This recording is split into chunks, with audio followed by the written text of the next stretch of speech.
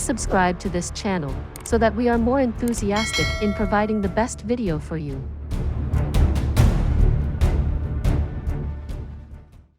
Chapter 911. Digging Earthworms. Eating Earthworms. Your battle has ended, but our bet still hasn't yet. The few of us made a bet during the 5-man fight just now. The loser has to dig out 1,000 earthworms without using any xian qi. He lost. So this is the result. Right now, we're carrying out the terms of the bet. The 9 Nether 14th young master explained in an unhurried manner. Digging for earthworms? Although it's a bit awkward to go digging for earthworms with your B*TT in the air. But the ground is loose. And the commotion earlier must have scared the earthworms here as well. So digging for 1,000 earthworms should not be any difficult matter. But what's with that aggrieved expression? If it's Xiaoying, a lady, who's afraid of anything gross, it can still be understood. But what's a man like Chu Wuhui being so disgusted for? Jun Moxie asked in a laughing tone, still somewhat confused. Brat. This you don't understand. We made another bet at the 7 versus 7 match. That the loser has to eat these 1,000 earthworms. Very unfortunately, he lost again. Originally, he still had a chance to win since I very generously gave him the opportunity to choose. The 9 Nether 14th young master said in a very proud manner. Hoo-ah-ha-ha-ha. Jun Moxie laughed aloud. In that case, Senior Chu is truly unfortunate. Ha! Who asked you to have so little confidence in me to place your bets on those bunch of weaklings? It's no wonder that you lost. Chu Wuhui made a sound in his throat, rolled his eyes and did not say anything, continuing to dig earnestly. Earthworms. I want those black one, not the red ones. Right. The most disgusting kind.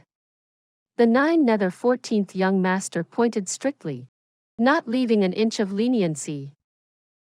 The number of earthworms on the ground grew more and more, forming into a small mound. They squirmed energetically, sometimes raising their heads and tails out of top. When Jun Moxie remembered that Chu Wuhui would soon have to swallow these things into his stomach, he could not help but to retch dryly a little, and his face instantly turned somewhat pale. That scenario was simply too terrifying to imagine. The ground was soft and fertile. And although the 9 Nether 14th young master's conditions were rigid and many, 1,000 thick black earthworms of the most disgusting kind were still dug up by nightfall. Having completed his task, Chu Wuhui's face was the color of dead ash. His body covered in mud. He crawled out of the mud and with a look as if he would rather be dead. His eyes carrying the last wisp of hope, he opened his mouth with a pleading tone. Brother 14th. With the most flattering and fawning smile he could muster, he walked up to the 9 Nether 14th young master in a pitiful manner. All the elegance and pride of a peak expert had disappeared without a trace. What? The 9 Nether 14th young master lifted his chin and turned his nose to the sky as he snorted arrogantly. Brother 14th. Look. I've already dug up all 1,000 earthworms. I didn't slack off at all. He said with a sweet voice. If you don't want to slack, hurry up and eat then. Just close your eyes and hold your breath, and everything will be over very soon. A sinister voice rang out. My stomach isn't so good lately. Can I not eat? He smiled fawningly. Absolutely not. If you agree to bet, you must accept to lose. A cold reply, unrelenting and emotionless. You. Don't go too far in bullying. Chu Wuhui raised his head with anger. How am I bullying you? As expected of an expert from the Holy Lands. To think that you could even utter such shameless and deceitful words. Fine then. You say that I'm a tyrant and a bully? Well then, I'll be a bully. What? You were the one who accepted the bet. Are you going to be deliberately dishonest now? The 9 nether 14th young master snorted. I'm not trying to be dishonest. Didn't I dig up 1,000 earthworms according to your preferences? All thick black ones. Chu Wu Hui's neck reddened and his lips trembled as he grabbed the 9 nether 14th young master's arm and swung it before calling out in a sweet voice. Brother 14th. The voice was soft and coy, like a young girl flirting with her lover. Jun Moxie, who was standing on the side, felt his entire body shiver and he nearly turned his eyes away. Even young Master Jun's mental fortitude was not enough to withstand such a sight. On the other side, Xiao Ying and Cheng Yin Xiao felt all the hairs on the back of their hands standing straight on their ends. Even all the cultivation that they'd accumulated in over 1,000 years was not enough to prepare them for this instant. It's useless even if you call me 14th old master. If you dare to bet, you should be prepared to accept the loss. No matter what you say, you still have to eat it today. Not one worm less. Although Chu Wu Hui was ingratiating and mellow, the 9 nether 14th young master was tough and unyielding, completely unmoved. You're asking me to die, ah? Chu Wu Hui stamped his foot with rage.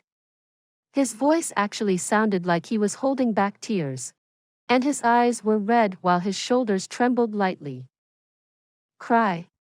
You're crying. Go on then, if you really manage to drop some tears. I'll let you off today. Why aren't you crying yet? The 9 nether 14th young master scoffed coldly. He had already calculated that a peak expert like Chu Wu Hui would never disregard his status like that and start crying in front of other people. Especially before a junior. Besides, eating earthworms is not such an exaggerated matter. This young master has also eaten some back when I was sealed. Although it doesn't taste good, those things are not toxic. If I hadn't experienced it before, how would this young master dare to make such a bet? There is always a backup plan for everything. However, he'd actually greatly underestimated the terror of a matter like eating live earthworms was to ordinary people. Before the 9 nether 14th young master could finish speaking, Chu Wu Hui plomped his B*TT down on the ground and started wailing loudly, smacking his palms against the ground. Tears flooded from his eyes, and he looked incredibly aggrieved. He cried in a heart-wrenching manner, touching the heavens and earth, while snot and tears intermingled and formed into a mess in front of his face. In that moment, the 9 nether 14th young master, Jun Moxie, Xiao Ying, and Cheng Yin Xiao all had the same expressions on their faces. Their mouths and eyes were opened wide with disbelief, and their temples twitched uncontrollably. 8 eyeballs had practically fallen off their sockets and rolled onto the ground.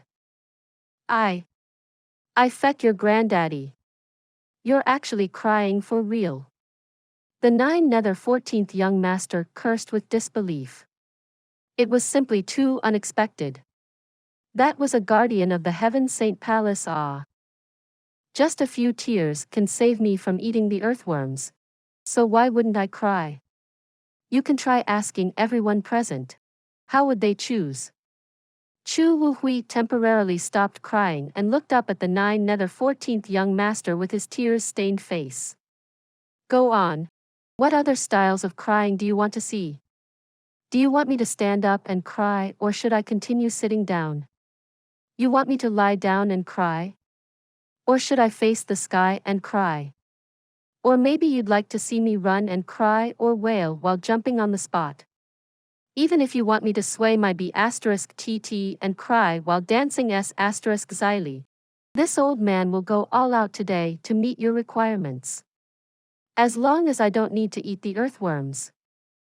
The people of the world normally have a layer of skin on both sides of their faces. While you experts of the Holy Lands are not limited by this. One side of your skin is pasted onto the other side of the face, causing one side to have 2 layers of skin, while the other side is just completely bare and shameless. Such great talent is something that this junior can never hope to match. Originally, I thought that only Zhan Mu Bai, Hai Wu Ya, and the rest were like that. But it turns out that senior is the true distinguished talent. This junior is full of respect. Jun Moxie clasped his fists and said with admiration. There was truly no choice but to be convinced. This was too domineering.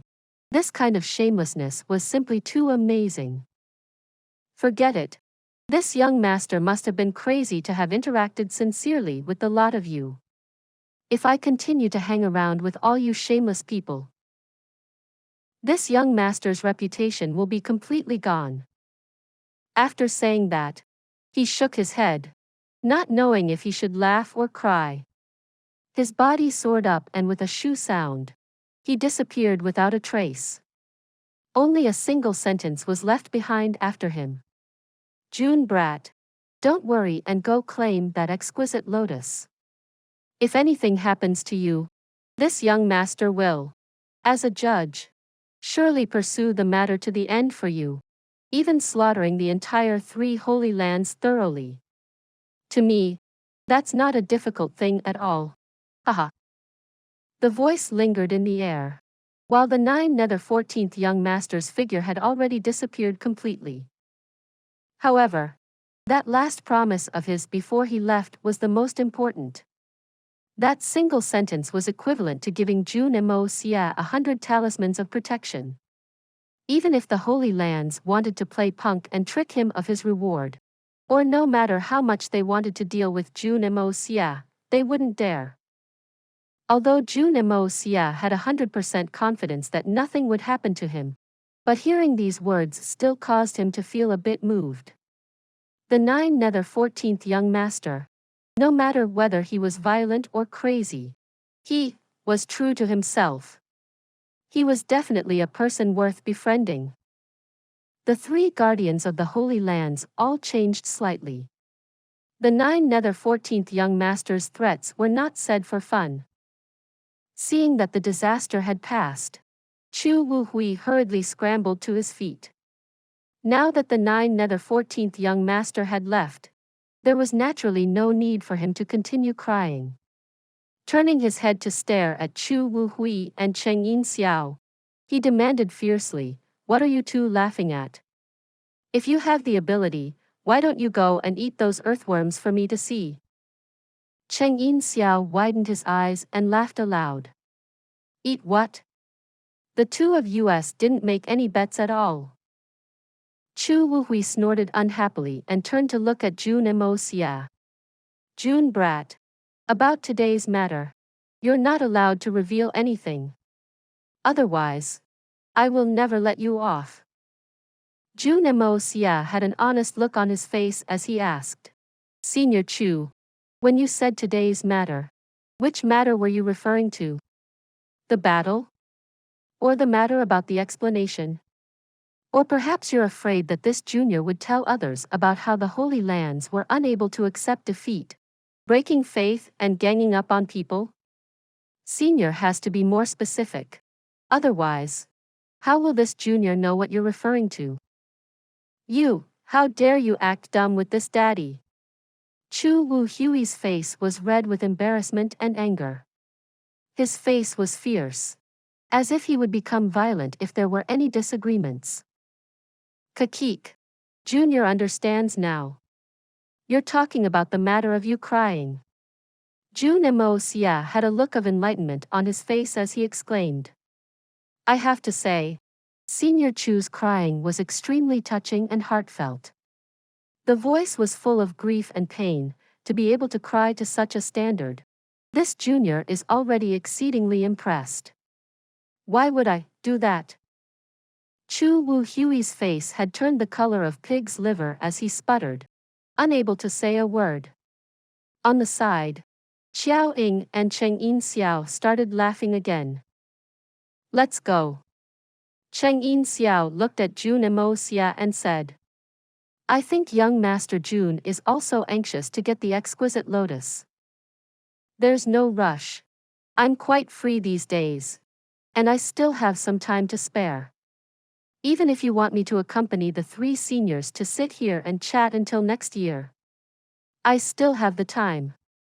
To be able to obtain guidance from the 3 seniors is a good thing too. Jun Moxie said with a bright smile. You have the time, but we don't. Chu Wuhui shouted huffily. With a wave of his hand. The huge stone plaque tens of zhang away disintegrated into a pile of dust.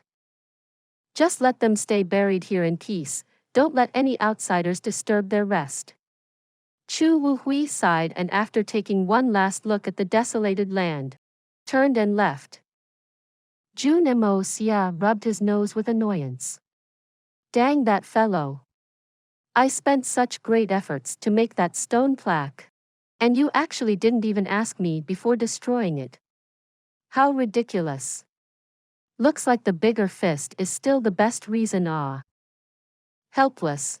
He followed behind the 3 of them and left.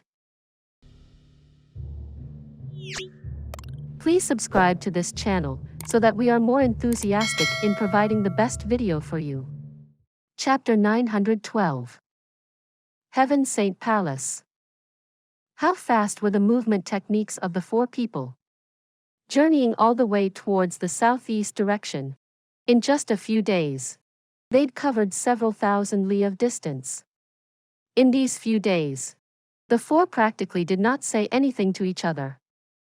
Chang'in Xiao and Chu Wuhui were still more broad-minded. However, Xiaoying was filled with worries all the way as she thought about the war for seizing the heavens. She'd actually grown much more distraught looking over just this few days. With her cultivation, it should not have been easy for her to get to such a state. But the worries weighing down her heart were too difficult to dispel.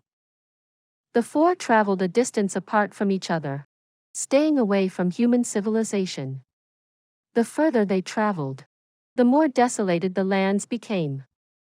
In that way, they traveled for another few days and climbed to the top of a tall mountain. Looking into the horizon, the sight before them was an endless ocean of mountains, seemingly stretching to the edge of the sky.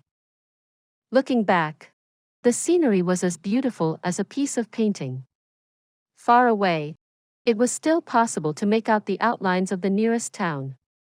However, it was so far away that it was blurry and difficult to see. Jun Moxie. The name of this mountain is called Realm of Man, because the north face of the mountain is facing the human world, while to the south, it's nothing but a land of desolation. Xiaoying said as she looked at the last vestiges of human civilization far off to the north. Realm of Man? What an odd name, Jun Moxie replied. At the same time, he was thinking to himself deep in his heart. Xiaoying had been ignoring the most of this journey, but now, she was taking the initiative to talk to him. Why was that? Do you see that? The further north one goes from this mountain, the denser the human population becomes. All the countless human legacies and tens of thousands of years of civilization development are gathered there, forming the flourishing age of humans we have today. Xiaoying looked coldly at Jun Moxie. And the only thing protecting this way of life is the war for seizing the heavens. Look over there. All the way south of here is the Pillar of Heaven's mountains. And the war for seizing the heavens will take place over there. Jun Moxie raised his eye and looked into the distance. Among the hazy mist far away, the outlines of a majestic and straight mountain could be seen, towering all the way into the sky. The main body of the mountain was completely covered by the voluminous clouds and it was impossible to see where its peak was, as if it stretched all the way to the edge of the sky. If the war for seizing the heavens ultimately fails, the strange races will invade the world of humans. And all that we have achieved in these tens of thousands of years would very possibly be destroyed in a single instant. The peaceful world right now would quickly turn into hell on Earth. Furthermore, all humans would probably end up becoming slaves and food of the strange races. Qiao Ying stared coldly at him and asked heavily, "And just a few days ago, the 30-something people you killed were experts that were supposed to represent the human race to fight in the upcoming war for seizing the heavens. Do you know what the deaths of those people mean?" "What does it mean?" Jun Moxie tilted his head and asked. "It means that for the upcoming war for seizing the heavens, the Xian continent will be defeated for the first time. The invasion of the strange races is soon to become a guaranteed matter. The destruction of life on the continent. And the tears and hardships of the world is right before our eyes." Qiao Ying's lips trembled with emotion, and her eyes blazed like two balls of flames. "And the reason for all their suffering was because of that one battle of yours. Jun Moxie, do you not feel any guilt in your conscience?" "Guilt? Why should I have a guilty conscience?" Jun Moxie shrugged his shoulders lightly. "Those things you said, the suffering of the world, invasion of the strange races, what the feck do they have to do with me?" "You." Qiao Ying had never expected that the young hero who wielded such great strength to utter such irresponsible words. Her face turned white from anger, and she couldn't say anything in that moment. Jun Moxie completely did not place Qiao Ying's expectations and disappointment in his eyes at all. Turning his eyes away, he continued emotionlessly. "I've already grown sick of hearing about all that stuff about the safety of the people and the peace of the continent long ago. In the future, I don't wish to hear those irksome words ever again. Just mentioning it in front of this young master makes my balls ache. And don't try to link all these nonsense with this young master. This young master does not have anything to do with it at all. You don't want to hear about it? But you're harming the interests of all the people in this continent." Qiao Ying's voice turned shrill and sharp. "The war for seizing the heavens is going to fail because of you. Because of you, everyone's life will be plunged into suffering. You did not kill the common people, but the common people are going to die because of you. What qualifications do you have to say that you don't want to hear about it? How does it have nothing to do with you? Do you know how many people in this world will lose their lives and fall into misery because of you?" "Bullshit. The people of the continent are dying because of me? Everything in this world has a cause. And there are no waves without wind. The reason I killed is because others want to kill me."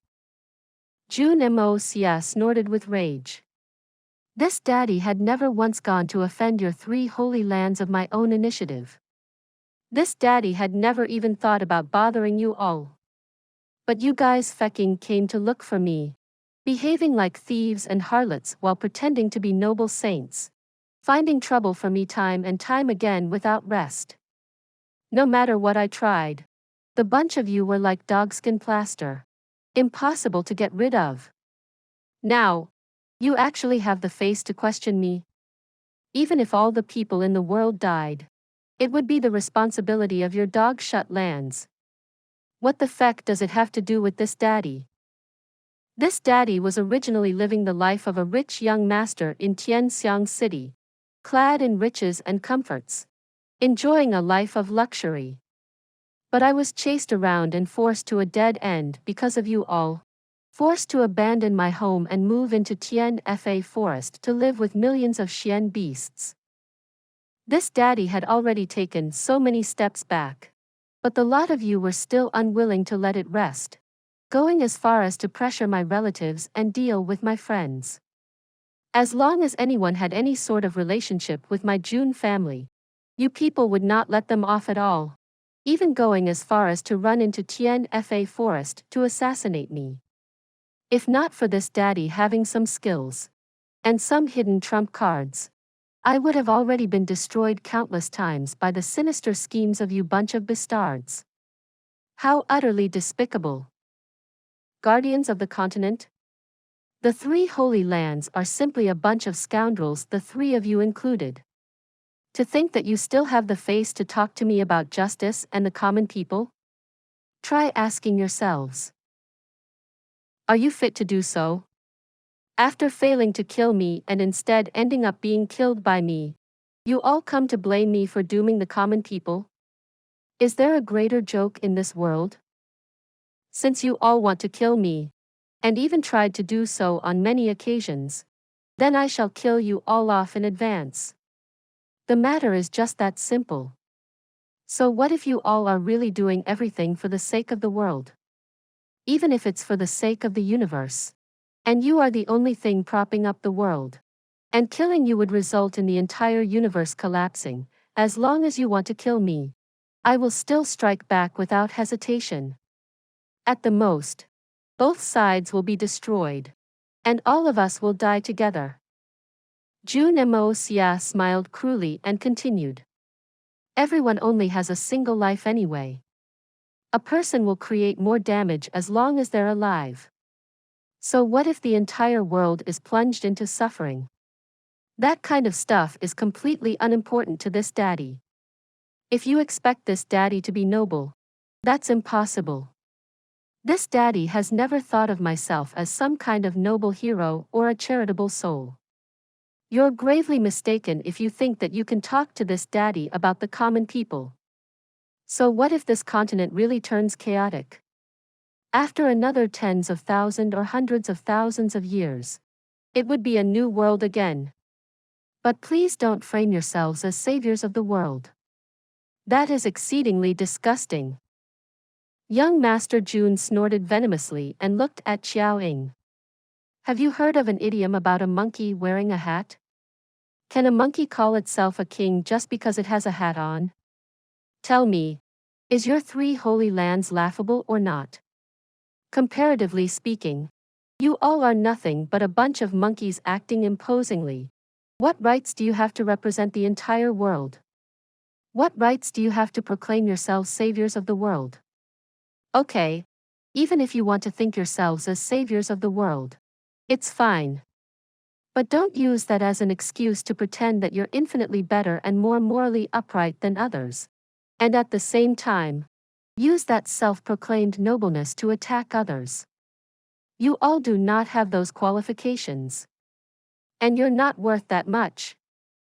Jun Moxie spoke very swiftly, not even realizing that he'd used the English word okay, taking another 10,000 steps back. Even if you truly want to prop yourselves up as gods and saviors because of some of the actions you did, that's still none of other people's business. Don't go around expecting the world to be grateful to you. 3 advanced in years and highly experienced seniors. I guess that you should know the difference between initiative and passivity. You all did those things out of your own volition. Nobody ever put a knife against your necks and asked you to sacrifice. Right? You could have done nothing. This is not your responsibility, understand? Let me tell you, this world will not change because it lacks somebody. Even if there's no 3 holy lands, the strange races might not necessarily be able to anything too. Understand? How absolutely laughable. After scolding to his heart's content, Jun Moxie felt a satisfying feeling flowing through his entire body. But after he finished with his whole tirade, the 3 people beside him actually did not say a single word. Instead, their faces were sullen in thought, as if they had much to mull over. The group stood at the peak of this realm of man, in complete silence, and after a long time, Chu Wuhui sighed longly and said, "Let's go. There's still 3 days' journey from here." Xiao Ying, who was furious earlier, now had a heavy expression as nodded. She did not continue to berate Jun Moxie, and the 4 ran along quietly, like 4 shooting stars streaking across the land. The saying that horses run themselves to death whilst setting their sights on the mountain before them was indeed true. From the peak of realm of man, They had clearly saw Pillar of Heaven's mountains. But despite the 4 top-tier experts' frenzied speed, they still hadn't even reached the foot of the mountain despite rushing for 2 full days. Jun Moxie also felt it was somewhat odd. With a distance of thousands of li between them, how did he even manage to see Pillar of Heaven's mountains? Even if his eyesight was good, it shouldn't be to such an extent, right? After all, the distance was really a bit too much. As if he had seen through Jun Moxie's doubt. Chu Wuhui smiled lightly and said, "You'll understand when you're there."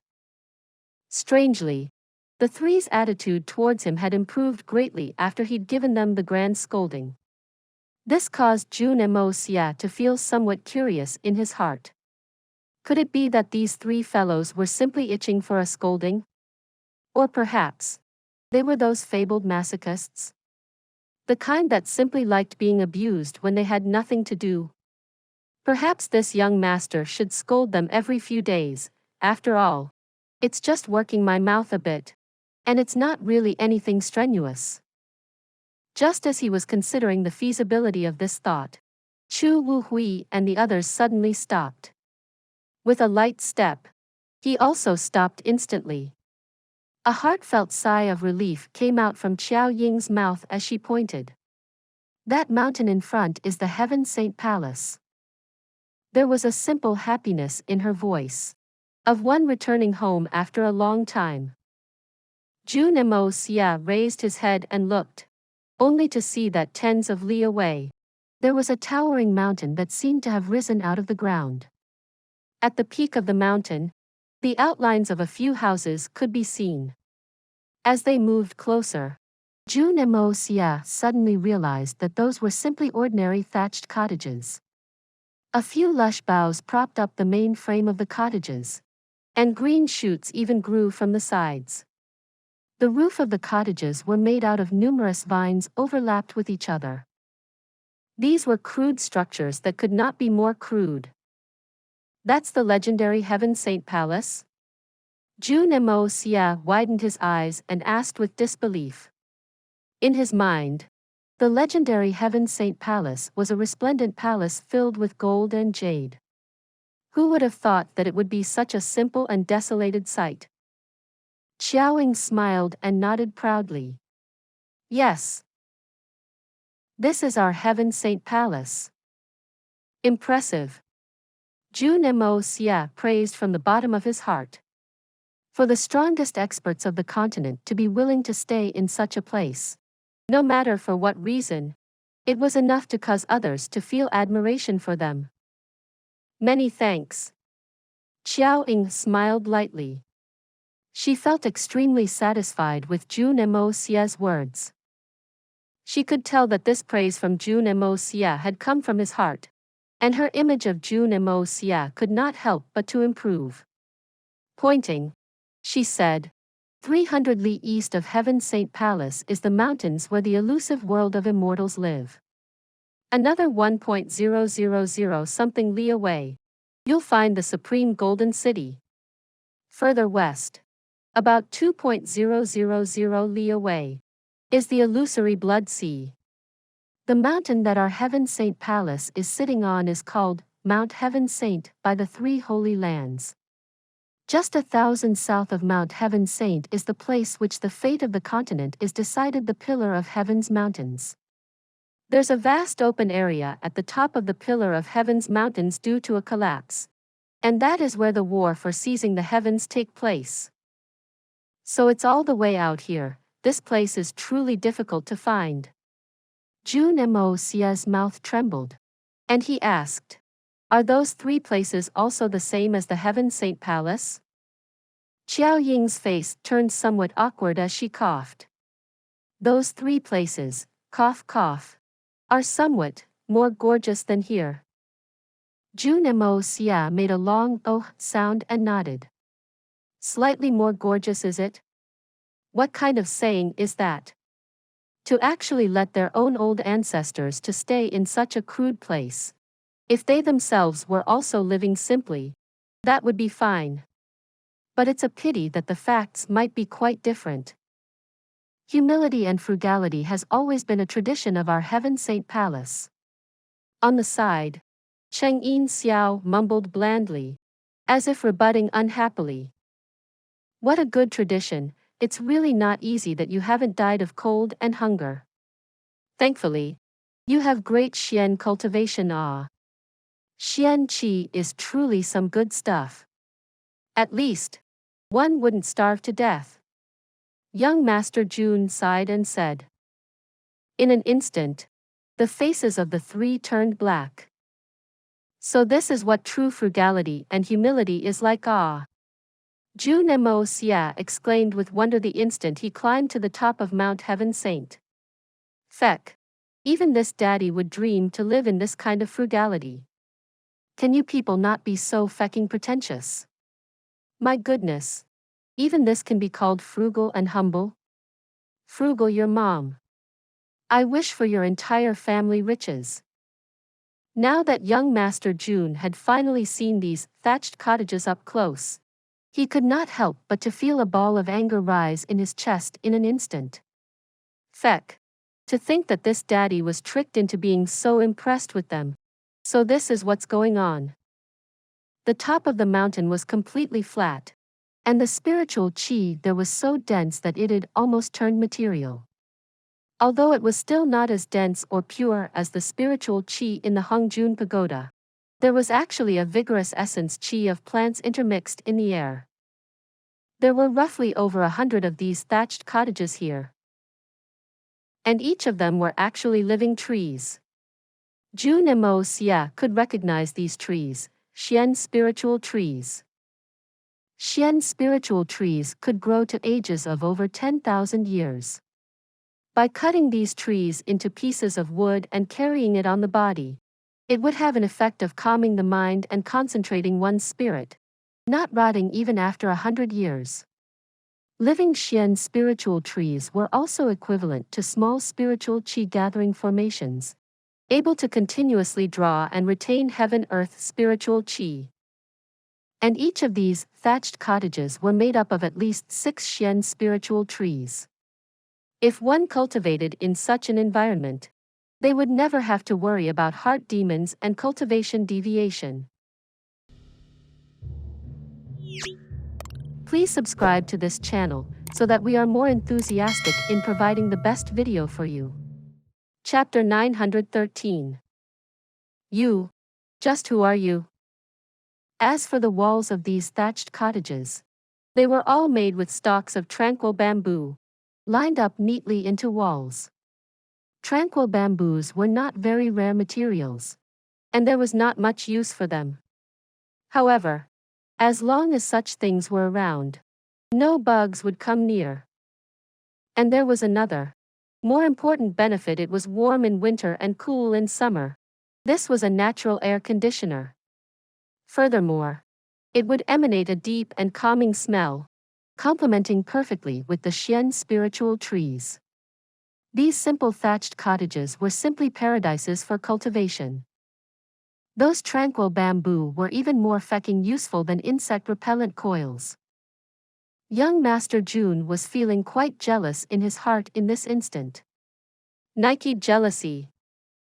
When he looked again at the vines coiling around the rooftop and the Xian spiritual trees, young Master Jun's eyes instantly turned the same green color of a wolf's eyes. Phoenix tail vine, pilgrim vine, purple luo vine, fleece flower vine, 8-jewel branch, longevity creeper. Young Master Jun's teeth ached from sucking in too much cold air. Those were all rare heavenly treasures. Feck. These guys are a little too frugal. Although this daddy can be said to do quite well now, I still don't dare to be this indulgent. These sons of beaches from the Heaven Saint Palace came to such a desolate place to live, and they still have the face to act humble and poor. Saying words like frugality and humility are the tradition of our Heaven Saint Palace. Frugal your sister. To think you had the face to even say those words. Why don't you just go and die instead? Those words were too lacking in conscience. What do you think? Young Master Jun. Our life in the mountains is simple and crude. Please do not mind the lack of hospitality. Chu Wuhui said in a bland tone. Jun Moxie coughed lightly and grabbed onto Chu Wuhui's hand with a teary-eyed expression. Senior Chu, humility and frugality are great virtues of life. I also fucking wish to learn from you all and live in a simple and thrifty manner so as to better appreciate the good things in life.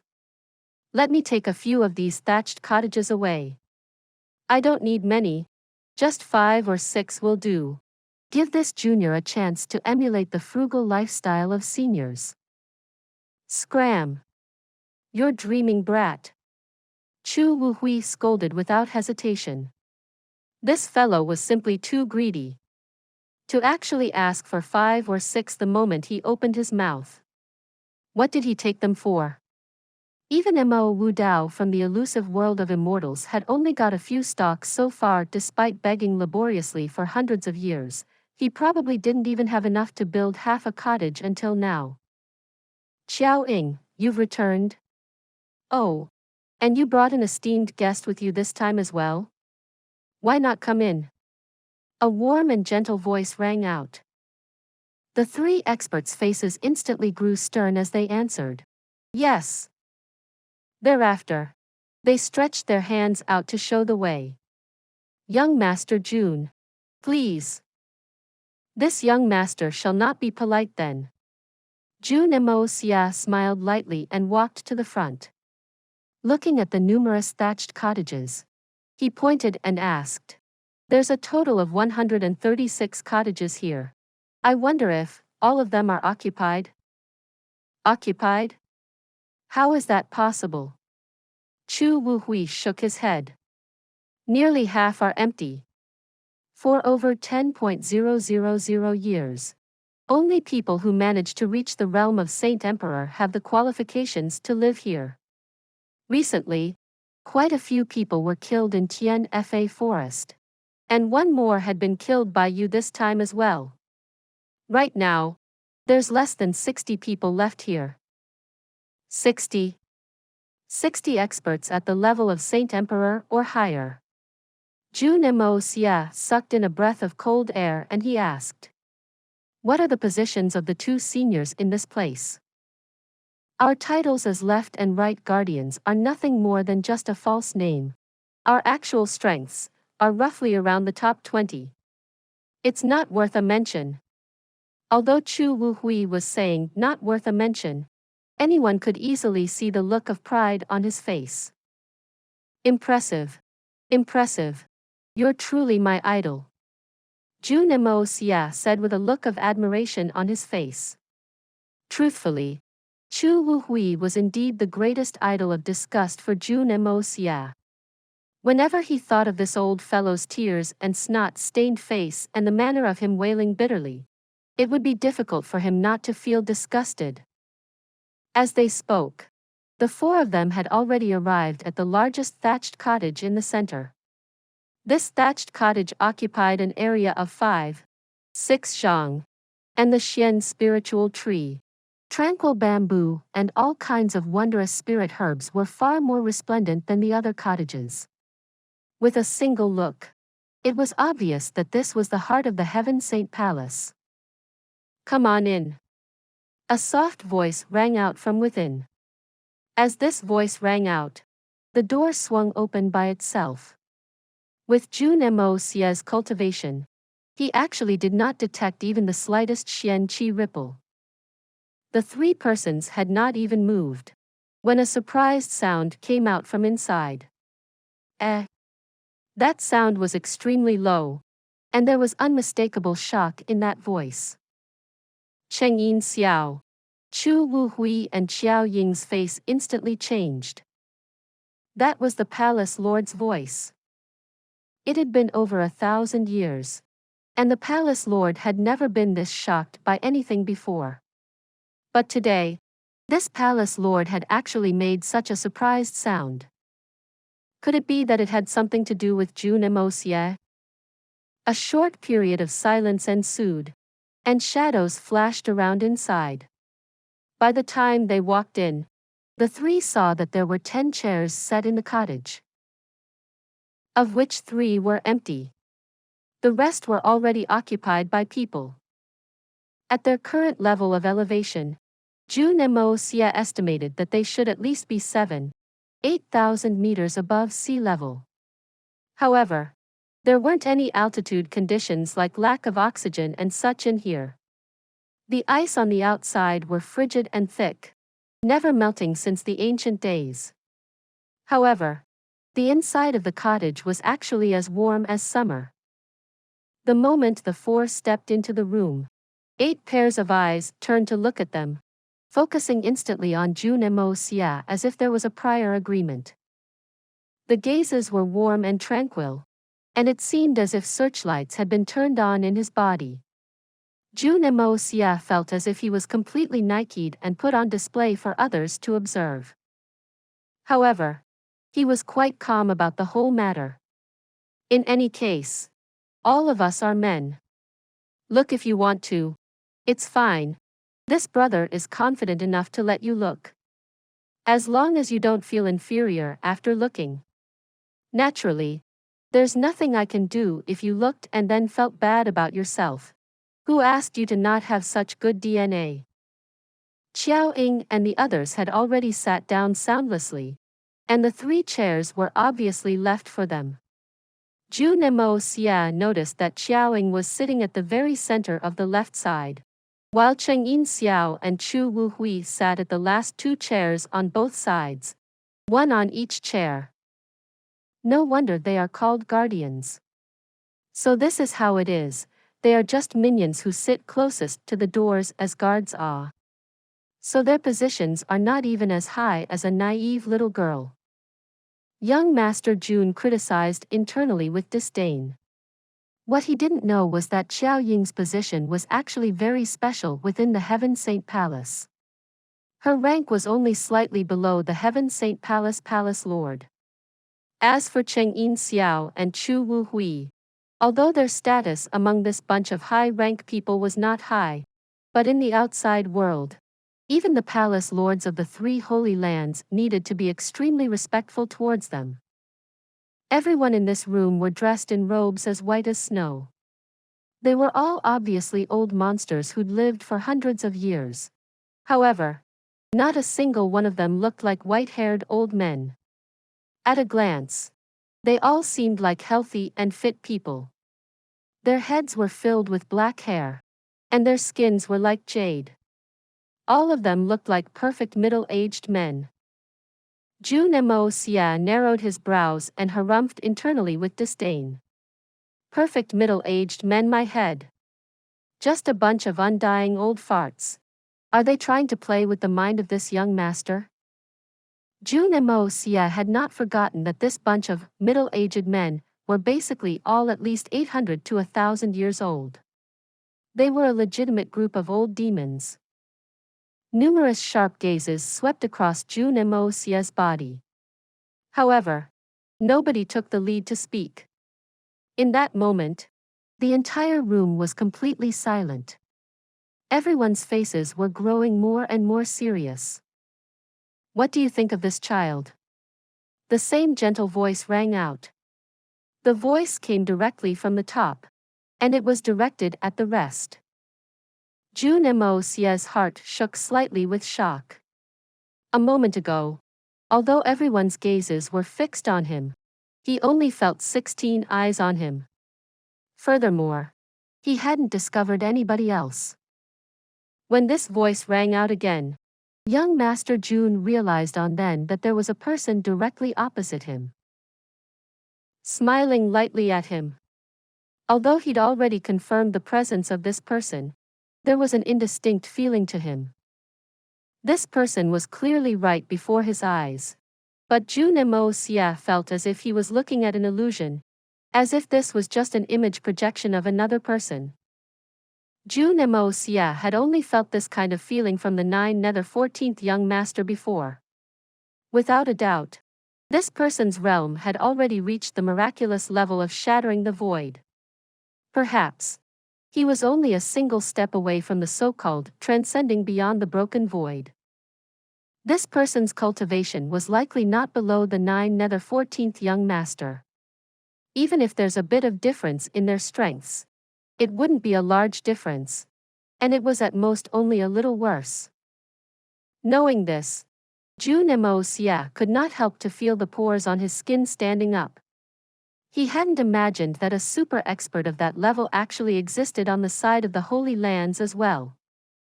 Since they had such an expert with them, why did they allow the 9 nether 14th young master to behave so arrogantly for this long? Perhaps they might not be a match for him 1 against 1, but the two sides already had so much hatred between them. In a situation where their strengths were evenly matched, they just needed to add a bit more people, and it would be enough to claim his life. Even if the 9 nether 14th young master wanted to escape, the chances would be extremely slim. Just as Jun Moxie was in the middle of his thoughts, the person seated at the first seat on the right side spoke in an elegant voice. This child is undoubtedly the most peerlessly rare talent that has ever been seen from the ancient days to now. The second person on the left side and nodded. Indeed. If he continues developing like this, I trust that this child's accomplishments would not be inferior to the 9 nether first young master from that era, or perhaps even greater. The moment they opened their mouths, the two of them had given Jun Moxie their greatest approvals. The rest also nodded heavily in agreement with the words of the two of them. The fourth person on the right, who had faint patches of birthmarks on his face, agreed. According to this old man's repeated observations, this child's hair had not been transformed by any kind of Xian techniques, and the skin texture of his face is completely natural, not having any signs of having his age reversed. The baby hair behind his ears still haven't faded as well. I can confirm that this child's real age is definitely not past 20. Everyone nodded in approval once again. The first person on the right looked at Jun Moxie's eyes and examined it like a hawk. After some time, he finally nodded. Apart from that, the most commendable thing is that, if any youths had such accomplishments at their age, no matter how steady their minds are, their temperaments would definitely be very different from normal youths. But that's not the case for this child. Although he looks happy and has a look of complacency on his face when he heard us praising him, it's in reality just a disguise. Snorting lightly, he continued. Although there's a hint of a smile, self-satisfaction and arrogance in his eyes, that is only on the surface. The true thoughts in his eyes are hidden very deeply. This child's steadiness and dignity is far above a regular saint emperor. Even this old man's mental state was not comparable to him when I was at his age. Indeed, this child's determination is extraordinary, and although his achievements are so stellar, he does not seem to be satisfied and is still full of ambition. While he has a light smile on his face, there's a slight downward curvature at the corner of lips. This was an intentional formation, not the original innate appearance. This shows that this child's temperament is very ruthless and cold, and he surely treats his enemies unscrupulously. Normal people would usually always have some pity in their hearts, with only a few being the exception. But this child actually has none of that at all. This is the heart of a powerful expert, ruthless and cruel to the extreme. The second person on the right carefully observed, slowly giving his conclusion. The third person sitting on the right side, his body straight like a javelin, nodded in agreement as he spoke. His voice was grating, like metals scraping against each other. Exactly. Even now as he is standing here, letting us comment like this, the expression on the face remains the same. Even the look in his eyes and his expression also has no fluctuations at all. His robes are still, and his eyes are as calm as a still lake. His hands and feet are not fidgety, and he looks to be completely at ease. Or perhaps, one should say that he has absolute confidence in escaping alive. This part is much harder to understand. Although this child's strength in relation to his age is completely unheard of and is extremely shocking among his peers, he's not a match for any of us. Where does that absolute confidence of his come from? Against the 11 of us, even the 9th young master would not have any chance of survival. But surprisingly, he actually has such absolute faith, such unshakable faith that comes from the depths of his soul. This child is terrifying. Truly terrifying. After everyone gave their evaluation, another voice chimed in, concluding the whole analysis. Jun Moxie stood there calmly, smiling lightly as if he did not mind at all. However, his heart was filled with indescribable shock. These people's eyesights were truly incredible, to even be able to analyze the pores on his skin. As expected of the old demons of legends, their powers of observation were actually detailed to such a level. It was a pity that although they'd managed to see through his confidence, they were unable to determine his true trump card, the source of his confidence. Perhaps apart from the 9th young master, nobody in this world would know what this trump card of his was. Everyone has forgotten a point, the most important point. At this time, the white-robed man who was sitting at the highest point finally spoke. His voice was calm and cordial, akin to the clear springs in the mountains, refreshing the hearts of whoever heard him. The 11 of us were observing this child together just now, and perhaps everyone might not have noticed, whether intentionally or otherwise. We will have released our own unique inner auras. Even if it was just a tiny bit from each person. But the sum total of our 11 auras is something that if his position was swapped with any of you, even you might not be able to endure and will have to use your own auras to resist to prevent a fault from appearing in your mental state. But he didn't. Completely didn't. The person continued, his words causing the faces of the 7 men to completely change. Smiling lightly and lifting his head, the person looked at Jun Moxie for a swift moment. In the moment that their eyes met, Jun Moxie felt as if that pair of searing eyes had plunged deeply into his.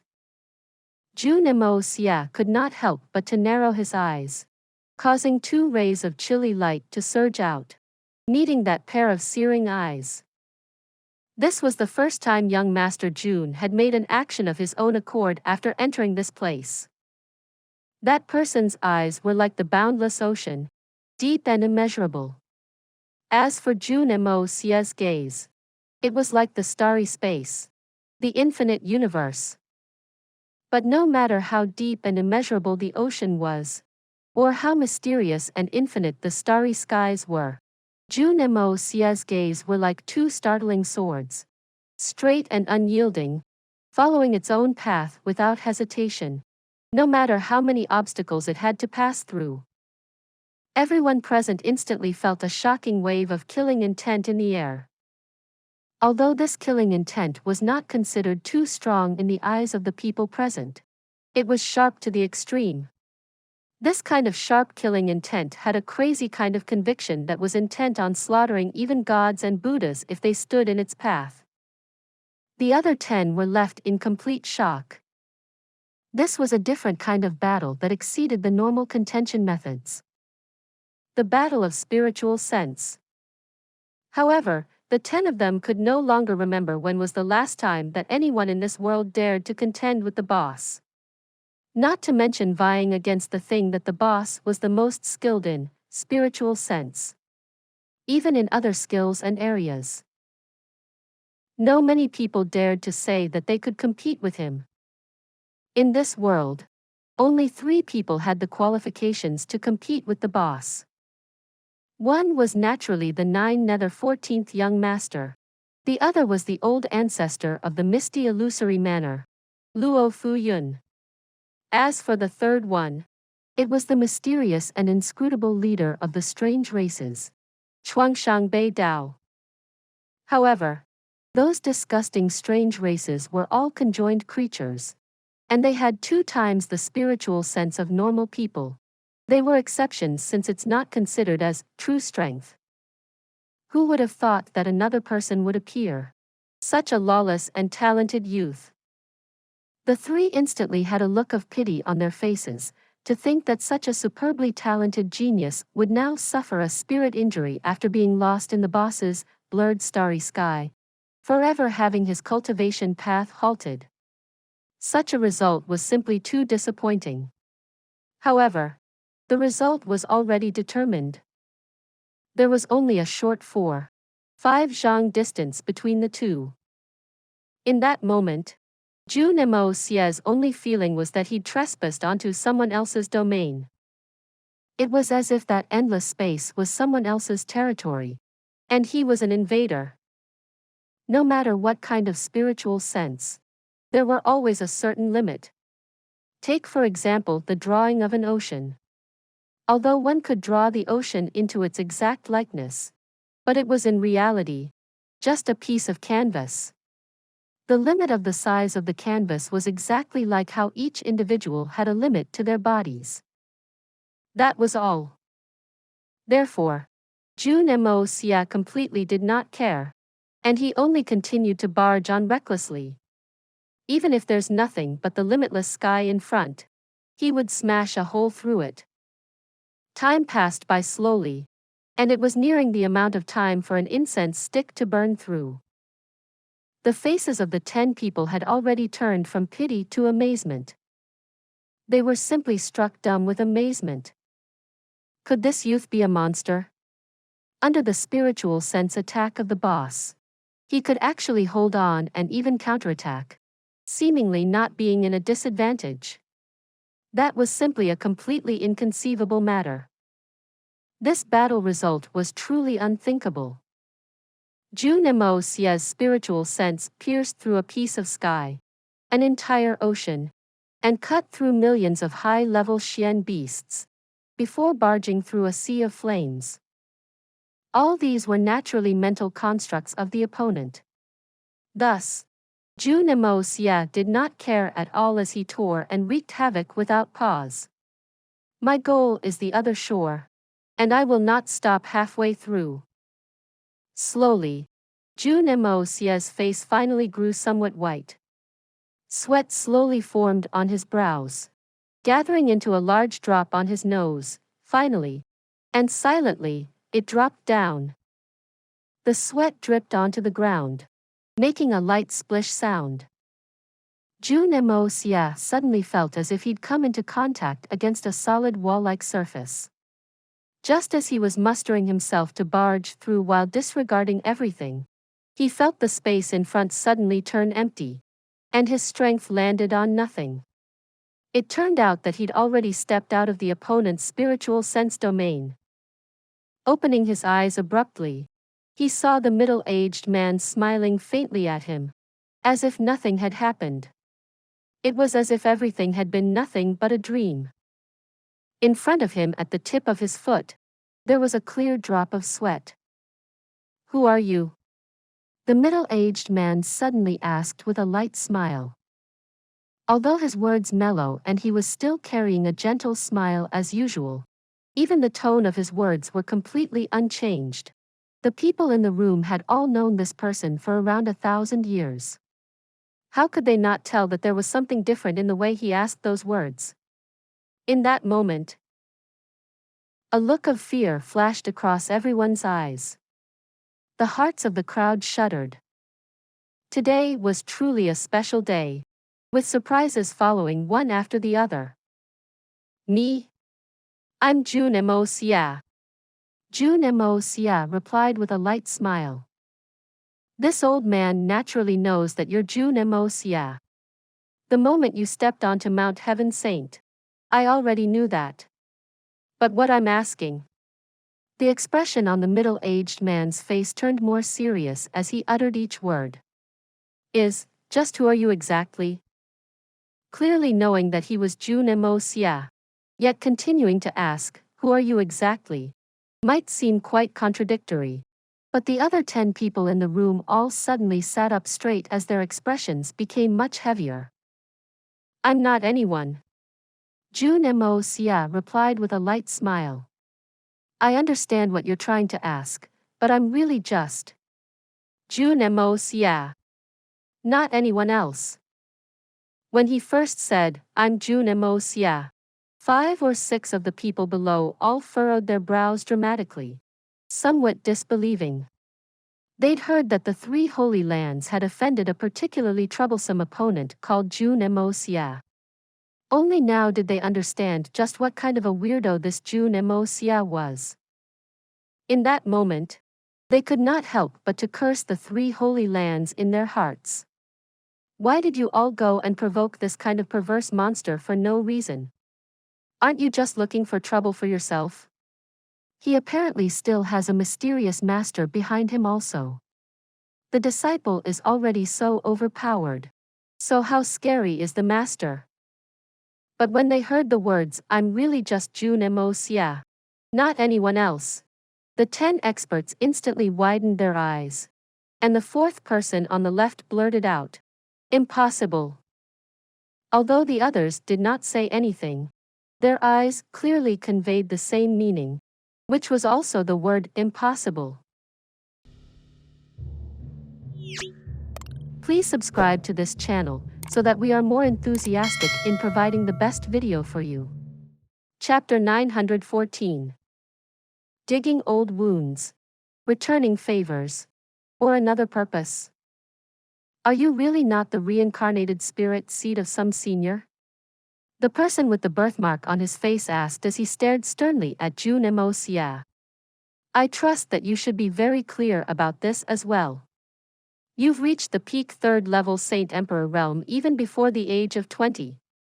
If you're not a reincarnated spirit seed, there's no way you can cultivate at such an insane speed no matter what.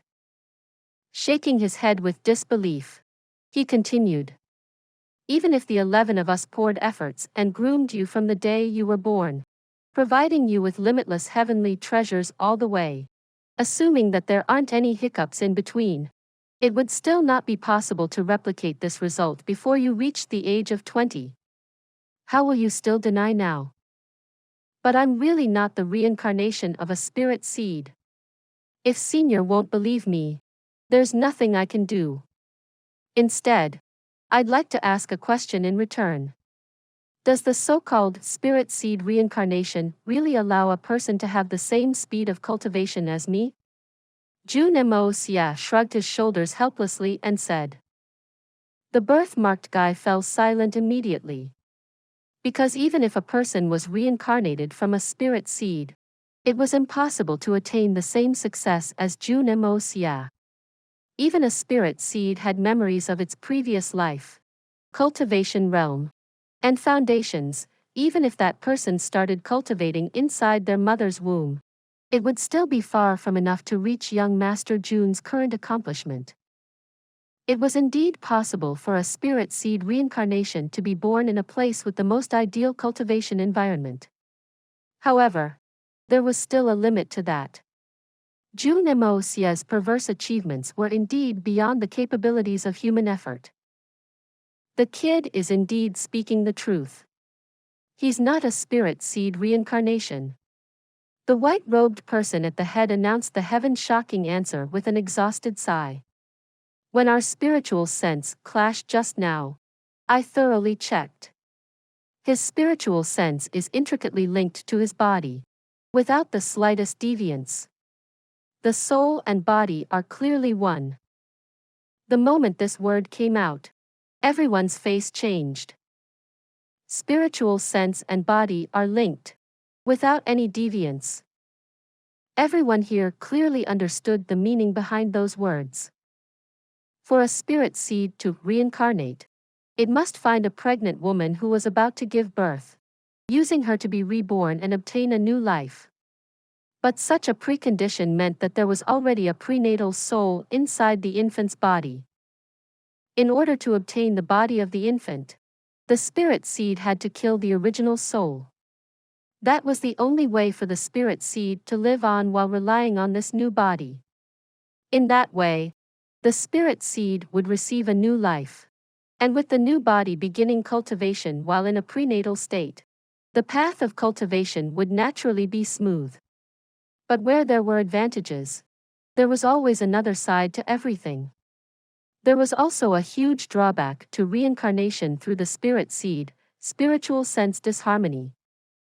After all, the soul that the spirit seed had killed was the original prenatal soul.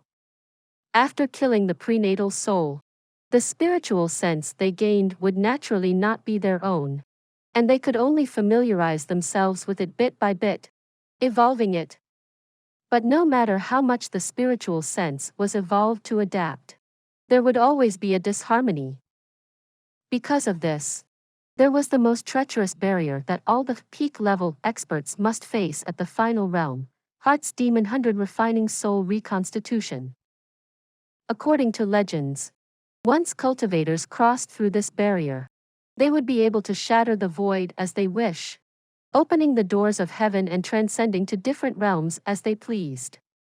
But if they couldn't get past the barrier of their heart's demon, the result was a complete annihilation of the soul.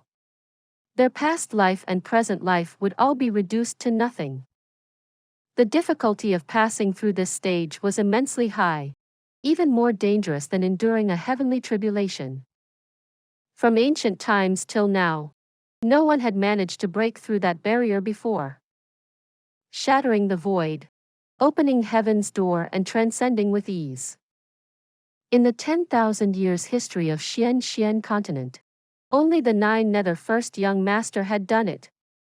Not only did he do it, he'd even brought along his over 100 wives and transcended together. This so-called legendary level was exactly the words the 9 Nether first young master had left behind. It was also the final hurdle of the Xian cultivation legacy that he'd passed down.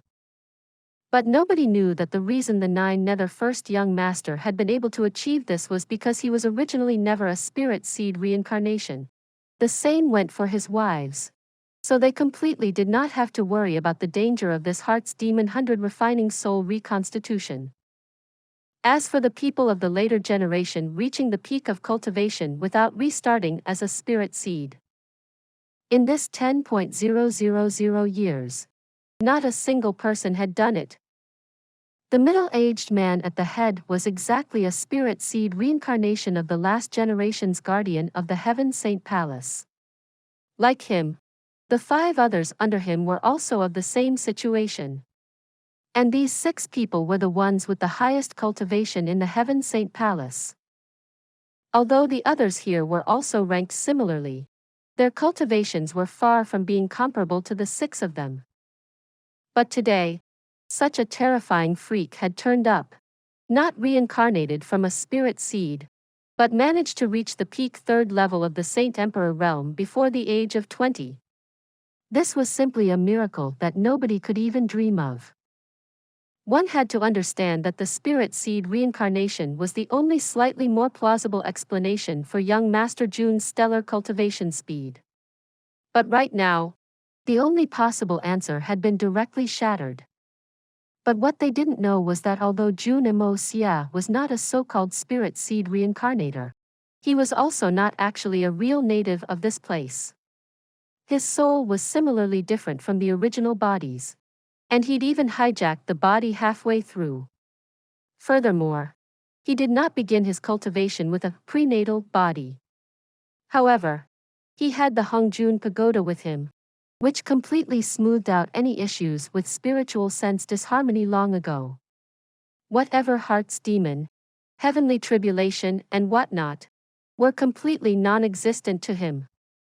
Although you are not a spirit seed reincarnator, there are huge amounts of medicinal energy in your body.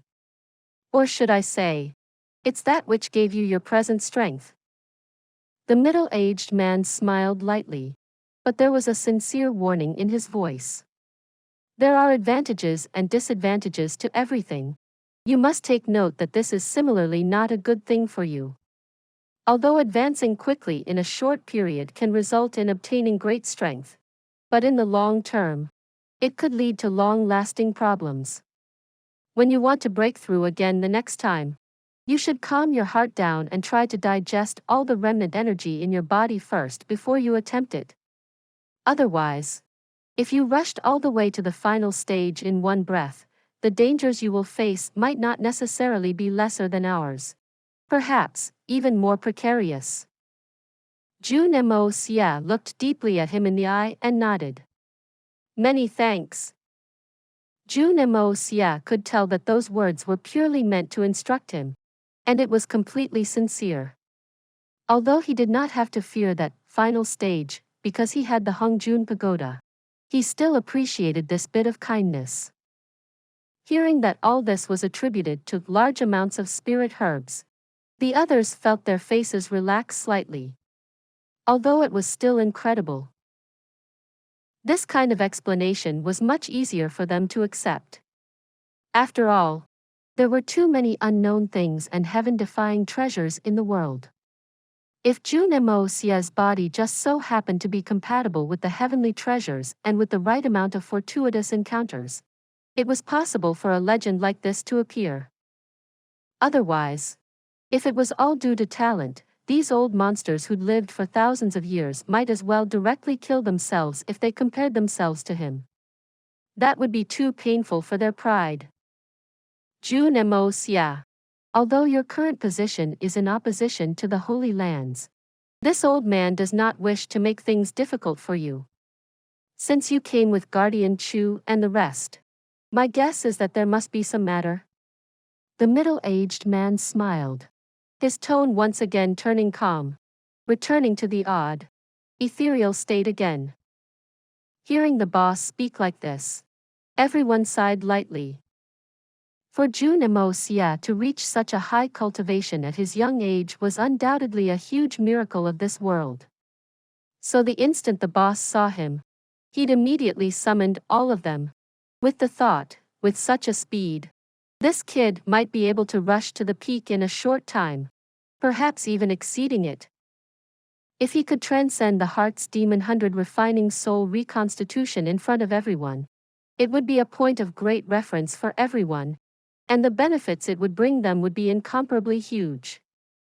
However, the boss seemed to have given up on this tempting idea now. But what they didn't know was that this Heaven Saint Palace boss had not only not given up on the idea after his interaction with Jun Moxie, the desire had instead grown more fervent. Only, he was a great judge of character. The moment he started interacting with Jun Moxie, he realized that this fellow was the kind of person with the smelly and stubborn temper of a donkey, the kind that would not move when it was pulled and would go backwards when whipped. Directly commanding this kind of person and getting him to agree that way would be harder than ascending to the heavens. And with their status, it was too much for them to put down their face and plead with the latter. Fortunately, there was still a weakness to this kind of people. They hated owing others a favor. So right now, they could only do their best to treat him well, giving him whatever help he needed, and then adapting to the situation as it came. Moreover, when he'd also felt how powerful Jun Moxie's spirit was, when they'd contended against each other, it seemed to him that Jun Moxie had not used his full strength yet. If the latter really used his full strength, it was questionable whether or not he could even handle it. This matter had caused him to be incredibly amazed. But what he didn't know was that Jun Moxie had actually exerted his full strength already. As for that strange hidden power he'd sensed, it was actually the Hongjun Pagoda's power. He was not wrong about that part at all. If he was wrong, it was only that he'd underestimated the Hongjun Pagoda's power by quite a bit. If Jun Moxie used his full strength and combined it with the Hongjun Pagoda, just a simple spiritual sense attack would be something that even all the people in this room combined could not receive. How could the power of the Hongjun Pagoda be something that normal people could resist? Seeing that the topic had gotten back on track, Chu Wuhui hurriedly stood up and recounted the entire event of the bet in detail.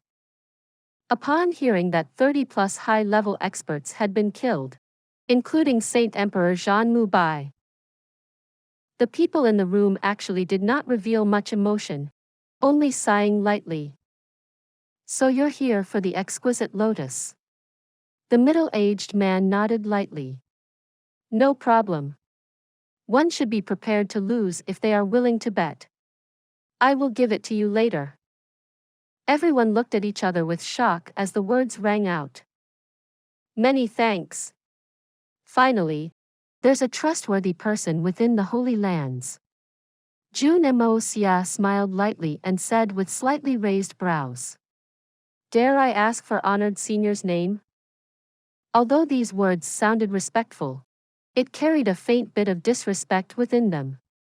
The positions of both sides were clear to see, and although Jun Moxie stood there with his cultivation being much lower than everyone in the room, his attitude and demeanor were as if he was on equal terms with their own boss. The middle-aged man seemed to have been waiting for Jun Moxie to say those words. Hearing this, he opened his eyes and smiled as he wondered. This old man's name, huh? I truly seem to have almost forgotten it. Right now, my name should be Guhan. 3,000 years ago, I was surnamed Wu. My name at that time was Wu Shan. Jun Moxie's question seemed to have triggered some memory of his. A trace of sorrow fleeted across his ethereal eyes as he sighed lightly. This sigh of his seemed to contain 3,000 years of the lamentations and joys of partings and meetings, the separations of life and death. 3,000 years ago. Jun Moxie was truly somewhat shocked this time. This black-haired handsome middle-aged man was actually an over 3,000 years old human. But from his words, Jun Moxie also understood one thing. From the looks of it, this fellow was a whatever spirit seed reincarnation. To tell him his name from both his lives, the hidden meaning was quite obvious. Then, should I call you Guhan or Wu Shan? Jun Moxie smiled. A name is just a symbol. It doesn't matter what you call me. Even if you called me undying old fart in accordance with your heart, that's no matter as well. The middle-aged man said with a light smile. Haha. The other side had been very frank and had treated him quite well, not making things difficult for him. Thus, Jun Moxie decided to reciprocate this time as well. Because this was undoubtedly a huge favor, and the thing that Jun Moxie hated owing the most was favors. Especially, a favor from the Holy Land's side. Looking at this Wu Shan or Guhan, he smiled and nodded. 3,000 years. Guhan, how many wives had you taken in these 3,000 years?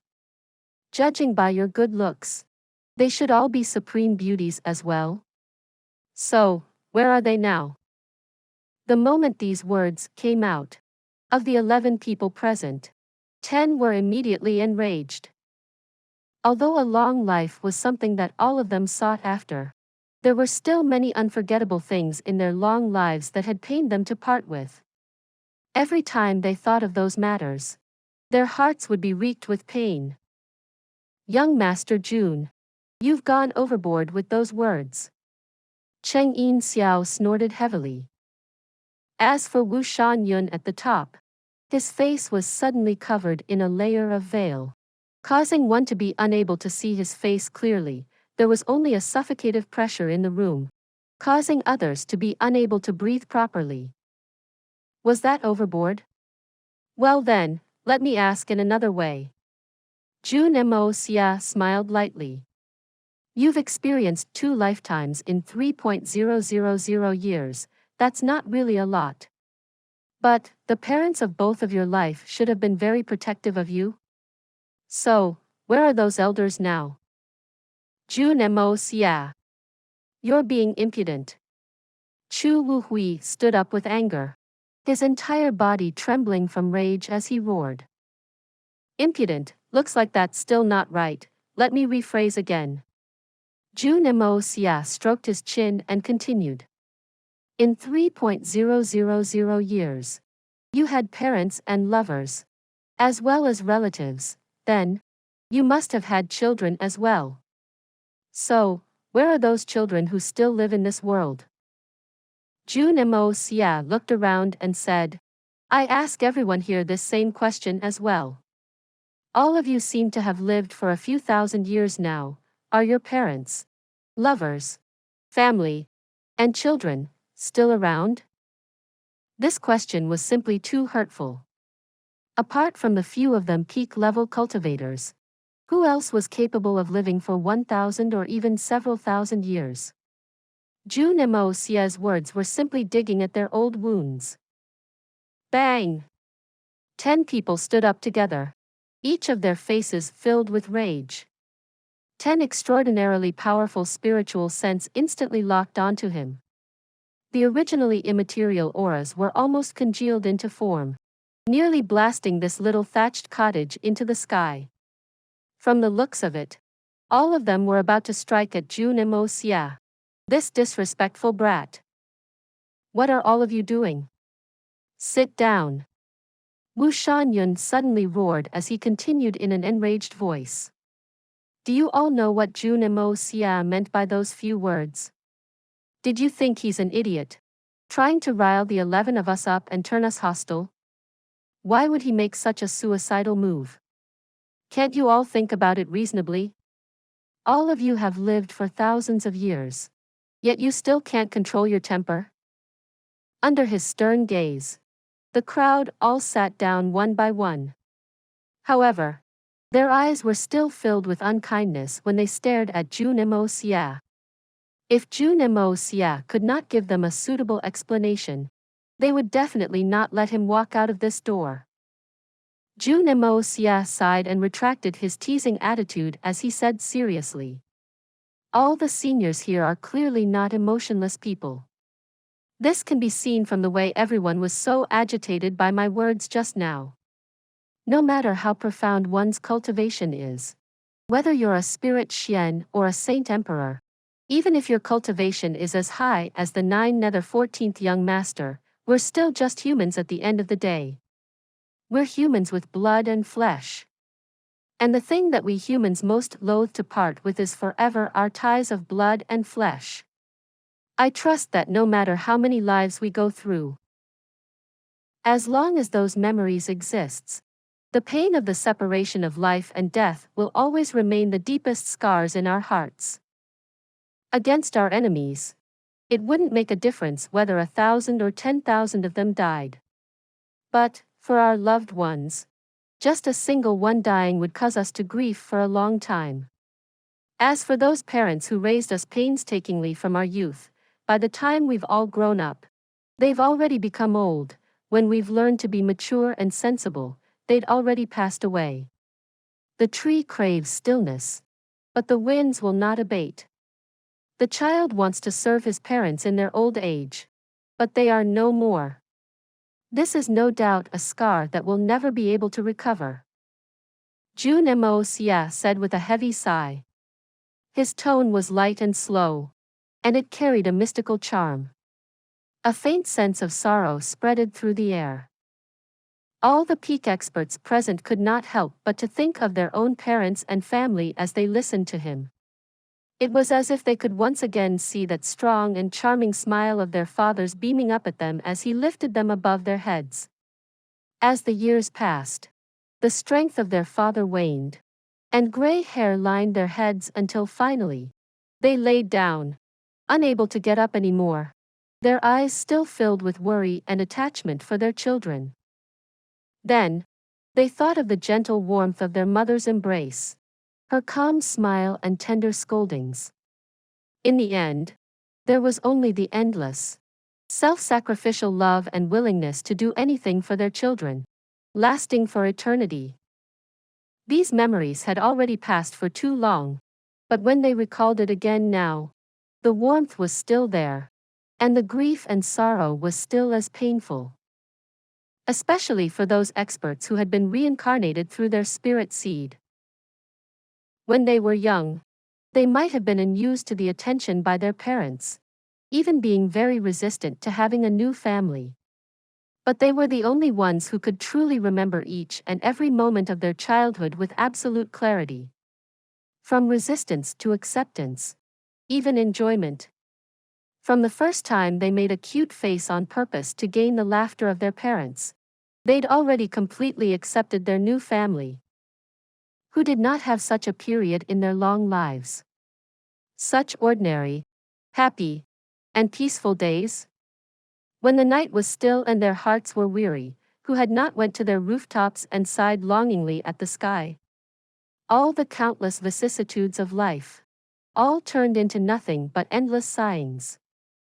And that beautiful and sweet girl of your youth, from an innocent young girl to a partner who accompanied you through tens of years, bearing children for you, washing and cooking, swearing to grow old with you. But ultimately, you watched as she aged day by day, finally fading away from this life. Who has ever forgotten their vows of unchanging fidelity in oaths high as the mountains and deep as the ocean? Who can really forget the lovesickness of the past? Who can really forget the gentle lingering, those bashful smiles, that contented heart and that blissful feeling, the red light of the nuptial chamber on your first night together? One may perhaps be able to forget their names, but the experiences of a lifetime, can they really be forgotten? In the stillness of night, have you sighed deeply while lost in thoughts? Have you ever felt regret for the past? 10 years, dead and living dim and draw apart, should the dead be forgot, and to mind never brought? 1,000 li away you lie lonelily in grave. To whom can I my grief convey? Even if we met, you wouldn't recognize me. My face is worn with care, and frosted is my hair. At night in a dream I am suddenly home again, you were sitting at your dressing table, combing your hair. We gazed at each other hushed, but tears from our eyes gushed. Year after year will it break my heart? The moonlit grave, the stubby pines. Jun Moxie's eyes grew somewhat misted as he continued. It was just 10 years for others, but it's already so unbearable for them. But for you guys, it's actually thousands of years or even longer. Everyone, do you still remember your own lonely grave 1,000 li away where you buried your beloved? Do you still remember that moonlit grave and those stubby pines? When you hear this now, do you feel a great pain in your hearts? Do you still feel longing in your hearts? There was no need to ask any more. Right now, this bunch of peak-level experts no longer had that steadfast gaze in their eyes and that sharp killing intent. Only endless pain and memories remained. Those vows of old, swearing to live and die together even as the ocean dried up and mountains crumbled, accompanying and relying on each other in this life and all lives. In the end, they could only watch helplessly as their beloved wife died, that lovely face sweeter than apples. That tender care in which she smoothed out their clothes every morning before they went out. That look of worry on her face as she waited by the door every night when they returned late. My beloved wife, though I go though the wheels of samsara, as long as I still have those memories, how can I ever forget you? Do you know that every night that I lay awake unable to sleep, the softest and most painful part of my heart is filled with your face? In a short time, these peak experts of the world that could command even the winds and rains fell into sorrow. Jun Moxie's calm voice was intermixed with a strange magic as it continued to worm into their hearts. There's also the children whom you've hugged in your embrace countless times, the little bundles of joy that on the day they were born, causing you to smile so widely that you were unable to close your mouth. From the time they first learned to speak, to their first steps, finally growing into promising youths, they who were the creation of your own blood and flesh, but ultimately, they could not endure the trials of time as well, falling into eternal rest. That kind of sorrow of a parent burying their own children, who can forget such a thing? The heart-wrenching memories of the past, who can truly forget it? Jun Moxie had practically yelled those last words out with a martial technique similar to the lion's roar. It was like the evening drum and morning bell in a monastery, or a clap of thunder in everyone's ears. Please subscribe to this channel so that we are more enthusiastic in providing the best video for you. Chapter 915. You return my innocence. In an instant, everyone suddenly woke up from their memories, discovering that many of their faces had already been stained with tears. The people in this room all had extremely profound cultivations, and their ages were incredibly great. These people had long ago forgotten the feeling of crying, but as they felt the tears running down their cheeks, they realized that actually, they had never truly forgotten how to cry. The eyes of the crowd was complicated and the way they looked at Jun Moxie was somewhat strange. Everyone, the path of the martial Tao has always been a difficult and long one, and it's undoubtedly a battle with oneself. It's a battle with one's innate laziness, a battle with one's own personality, and most importantly, it's a battle with one's own feelings. Jun Moxie smiled charmingly and continued. Sentiments are hard to break, and it has historically been one of the greatest heart's demons of cultivation and the most powerful shackles. Countless heroes have all fallen to this barrier of emotions since times past. It's not to say that because a person had experienced the love between a man and a woman, that they would have seen through the barrier of emotions, severing the thread of carnal love with the sword of wisdom. As long as love existed before, it will never be seen through or be severed.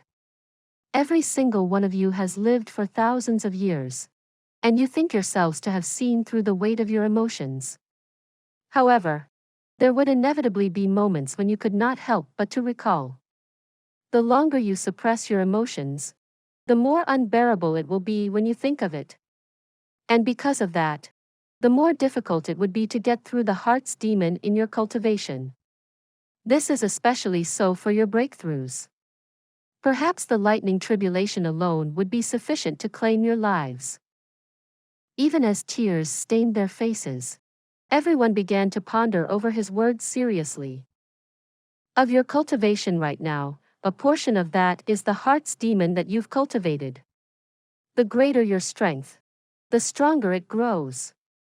At this rate, it will sooner or later be impossible to ever free yourself of the heart's demon's grasp. One day, the backlash from the heart's demon will claim your souls, utterly destroying you. Jun Moxie explained slowly. Then, how do we break the shackles of the heart's demon? The first person on the right asked. His eyes were filled with tears as he raised his head. This barrier of emotions, how do we transcend it? This person's relationship with his wife had been the deepest among all of them. When his beloved wife had died that year, he'd nearly given up on living. After so many years, every time he thought of it, he would still brood endlessly in sorrow. Looking at Jun Moxie, he said with a sad voice, "If passing the barrier of emotions means to wipe her away from my heart, this old man would rather have my soul destroyed." Everyone has different methods to transcend the barrier of emotion. What is suitable for me might not be suitable for you. Jun Moxie smiled lightly and said. However, this barrier of emotion is definitely not passed by suppressing or forgetting your emotions. Thus, everyone should let nature take its course. Let nature take its course. A look of confusion appeared on everyone's face.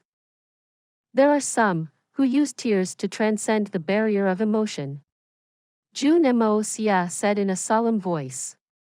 According to legends, his face was still flowing with tears of love for his wife even after he'd crossed through the lightning tribulation. The depth of this person's emotion can be easily imagined. Using tears to transcend the barrier of emotion? This statement sounded somewhat ridiculous in the ears of the crowd. But when thought about it carefully, They feel that it was not completely illogical. But as for where the logic lay, no one could tell. Everyone, this junior shall gift a sentence to you today, as compensation for the favor you've shown me this time. Jun Moxie smiled lightly and said, in a moment, I will still need to take something away from her. May seniors not hold it against me. Don't worry, as long as it's something you like. Apart from us only being able to give you one stalk of the exquisite lotus, you can take whatever else you want, as much as you need. Everyone practically promised at the same time as they thought to himself, what can this kid take away from here? We've already promised you the exquisite lotus. There's also nothing good here left for you to take away. As for those heavenly treasures, all of them are growing from the ground. Even if you wanted to bring them away, you won't be able to. In that case, we might as well act in a more generous way. In that case, this junior thanks the many seniors here. Jun Moxie laughed in a strange manner as he nodded. The sentence I will gift seniors is this: the barrier of emotions has always been treated as a fearsome tiger to overcome, but if you look at it from another angle, the heart's demon might not necessarily be unable to instead become a form of help. This last sentence had been purposefully dragged out by Jun Moxie to convey its meaning. After he was done, everyone fell into deep thoughts. The heart's demon might not necessarily be unable to instead become a form of help. Everyone sucked in a breath of air and furrowed their brows, seemingly having comprehended something and seemingly not. In that moment, their hearts were unable to be at rest. Everyone's trial of the emotions is already right before you. This junior trusts that after seniors pass through this trial, you will have your own comprehensions on the matter. This junior had been presumptuous earlier, using a secret hypnotive technique in my voice to stir up seniors' emotions. If there was any impoliteness on this junior behalf, I seek seniors' understanding. Jun Moxie smiled and said. Jun Moxie's face was somewhat pale after hypnotizing so many peak-level experts at once. Although the mental power he'd been using was supported by the Hongjun Pagoda, he himself had also been exhausted. There's no need to be so polite. Young friend Jun, your words have helped us unravel the mist in our minds, pointing out a path for us. For this, we're already so grateful to you. How would we still blame you? Besides, we'd also allowed ourselves to be led by your magic. Otherwise, Today, our warm memories of thousands of years had been stirred up, bringing with it a myriad of emotions. From the looks of it, we'll need to go into secluded cultivation immediately for a period of time. The first person on the right answered. From his voice, he was very grateful towards Jun Moxie. The others also expressed their agreement, and their eyes grew much warmer. Many thanks. Jun Moxie smiled and cupped his fists. Since seniors are going into secluded cultivation, this junior will be going ahead to claim the exquisite lotus first. After that, I may be staying for a few more days before going on my way. No worries. As long as you like it, you can stay even longer. Gu Han's voice had a faint hint of a smile as he continued. Young friend Jun, there's another matter which I'd like to address. Senior, please speak. Young friend Jun, the three holy lands and you are now sworn enemies. To this result, it was indeed something that they'd sought themselves, and nobody can be blamed. If you want to seek revenge, we will not shelter or stand on their side as well. We only ask that young Master Jun can take into account that they've guarded the continent for 10,000 years, to show some mercy, and reconsider a little. Gu Han's face turned heavy as he sighed. The grudge between the Holy Lands and I was never a good person, and the debt of blood from before is definitely something that I still need to claim. Jun Moxie smiled and continued. It doesn't matter who asks me, as long as it's someone that deserves to die. I've never been gone lightly against them. To this point, I hope that senior can be understanding. One of the strongest expert in this world was asking for mercy on someone else's behalf. But Jun Moxie actually would not relent a single step still. Gu Han sighed deeply, and didn't bring up the matter anymore. He simply looked deeply at Jun Moxie and said, Xiao Ying, bring young friend Jun Moxie to pluck a stalk of exquisite lotus. The few of us will not be accompanying you. Send my orders. As long as young friend Jun needs something on this mountain, he can take it away as he wishes. No one is allowed to stop him. After that, he nodded at Jun Moxie. Young friend Jun, you can leave by yourself after you've obtained whatever you need. Us old men are anxious to go into secluded cultivation and will not be able to send you off. Senior need not be polite. Jun Moxie hurriedly said as he thought in his heart. Just hurry up and go into seclusion. As long as you undying old farts go into seclusion, I can take whatever I want from this place without any obstruction. Otherwise, this young master could have simply give you a word of enlightenment directly. Why would I spend so much effort to hypnotize your emotions out? Undoubtedly, this was the true motive behind Jun Moxie's great efforts. Everything was for the precious heavenly treasures of this Mount Heaven Saint. Only this place had those precious spirit herbs that no other places had. One had to know that some of the spirit herbs here were essentials for pill refining that Jun Moxie would need once he reached the 6th or 7th layer, yet having never come across them yet. From the looks of it, they were stuff that even the 9 nether first young master hadn't managed to collect. This also proved one thing: even if one's personal strength was great enough to be unrivaled under the heavens, it was still not as useful as having the deep foundations of a powerful faction. The green light shining in Jun Moxie's eyes nearly capped the entire mountain in green. If such a large amount of good stuff with such good quality was free for you to pick, wouldn't you be anxious as well? Jun Moxie held back his impatience, bidding farewell to the old seniors warmly and respectfully. After a round of acting reluctant to part, and agreeing to some of their requests, he was finally done. Jun Moxie spat out a long breath of air and wiped away his sweat.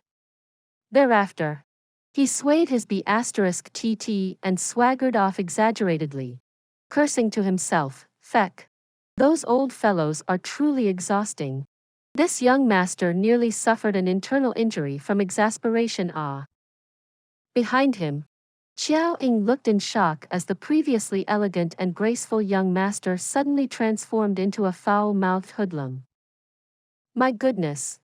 To think this fellow actually had the face to call us two-faced and shameless.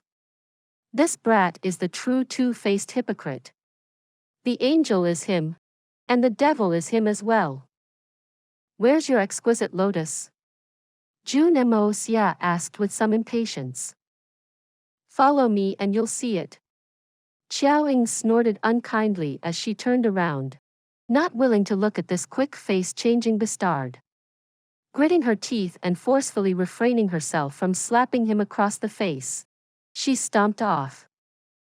Jun Moxie cackled sinisterly, quickly following behind her. He had to admit that this exquisite beauty walking in front of him was truly a little too eye-catching. Her fragrant scent traveled down with the wind, floating directly into his nose, causing him to feel somewhat intoxicated. In order to fully appreciate this scene, young Master Jun quietly dropped back a few steps and looked forward with a smile. The more he looked, the more he felt that this beauty's back view was impeccable. He could not help but sigh a few times in admiration. Such an exquisite and country-toppling beauty was actually single year after year. What a waste of heaven's treasure! Jun Moxie sighed to the sky. Is that all-seeing eye really so important? This silly lass had actually sacrificed like that stupidly for over 1,000 years. Why couldn't she have thought for herself for just a moment? Before her, there weren't any people with the all-seeing eye. Yet, didn't they still win the war for seizing the heavens? Would the sun stop rising if this world lacked a certain person? How stupid. Xiao Ying, who was walking in front, only heard Jun Moxie sighing over and over behind her. Not knowing what he was being so troubled about, she asked, "Young Master Jun is young and talented. Why are you so melancholic?" Jun Moxie looked at her willowy waist in an enchanted manner and could not help but sigh again in a heartfelt manner. As long as the strange races are not destroyed, their ambition will never be extinguished. The war for seizing the heavens is right at our doorsteps. Just thinking about how the common people will be trampled and defiled by the strange races. I truly find it such a waste. The last sentence was truly said with his heart.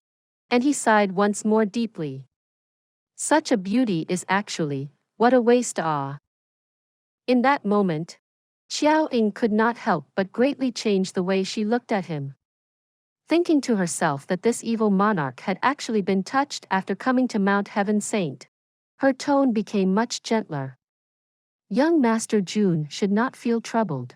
With the strength of young Master Jun's forces, in addition to Tian Fa's might and the Holy Lands, if we went all out and fought to the death, there might still be a chance for the continent.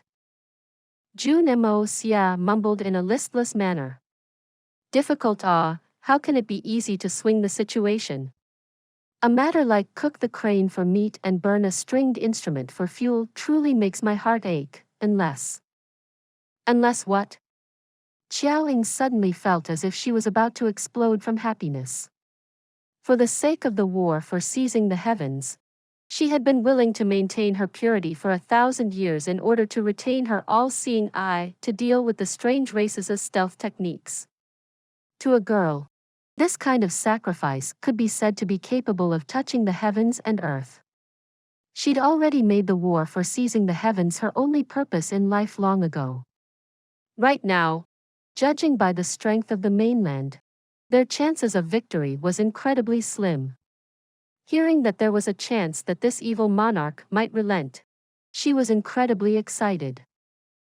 If Jun Moxie's faction could join in the war for seizing the heavens, their chances of winning this time would be quite high.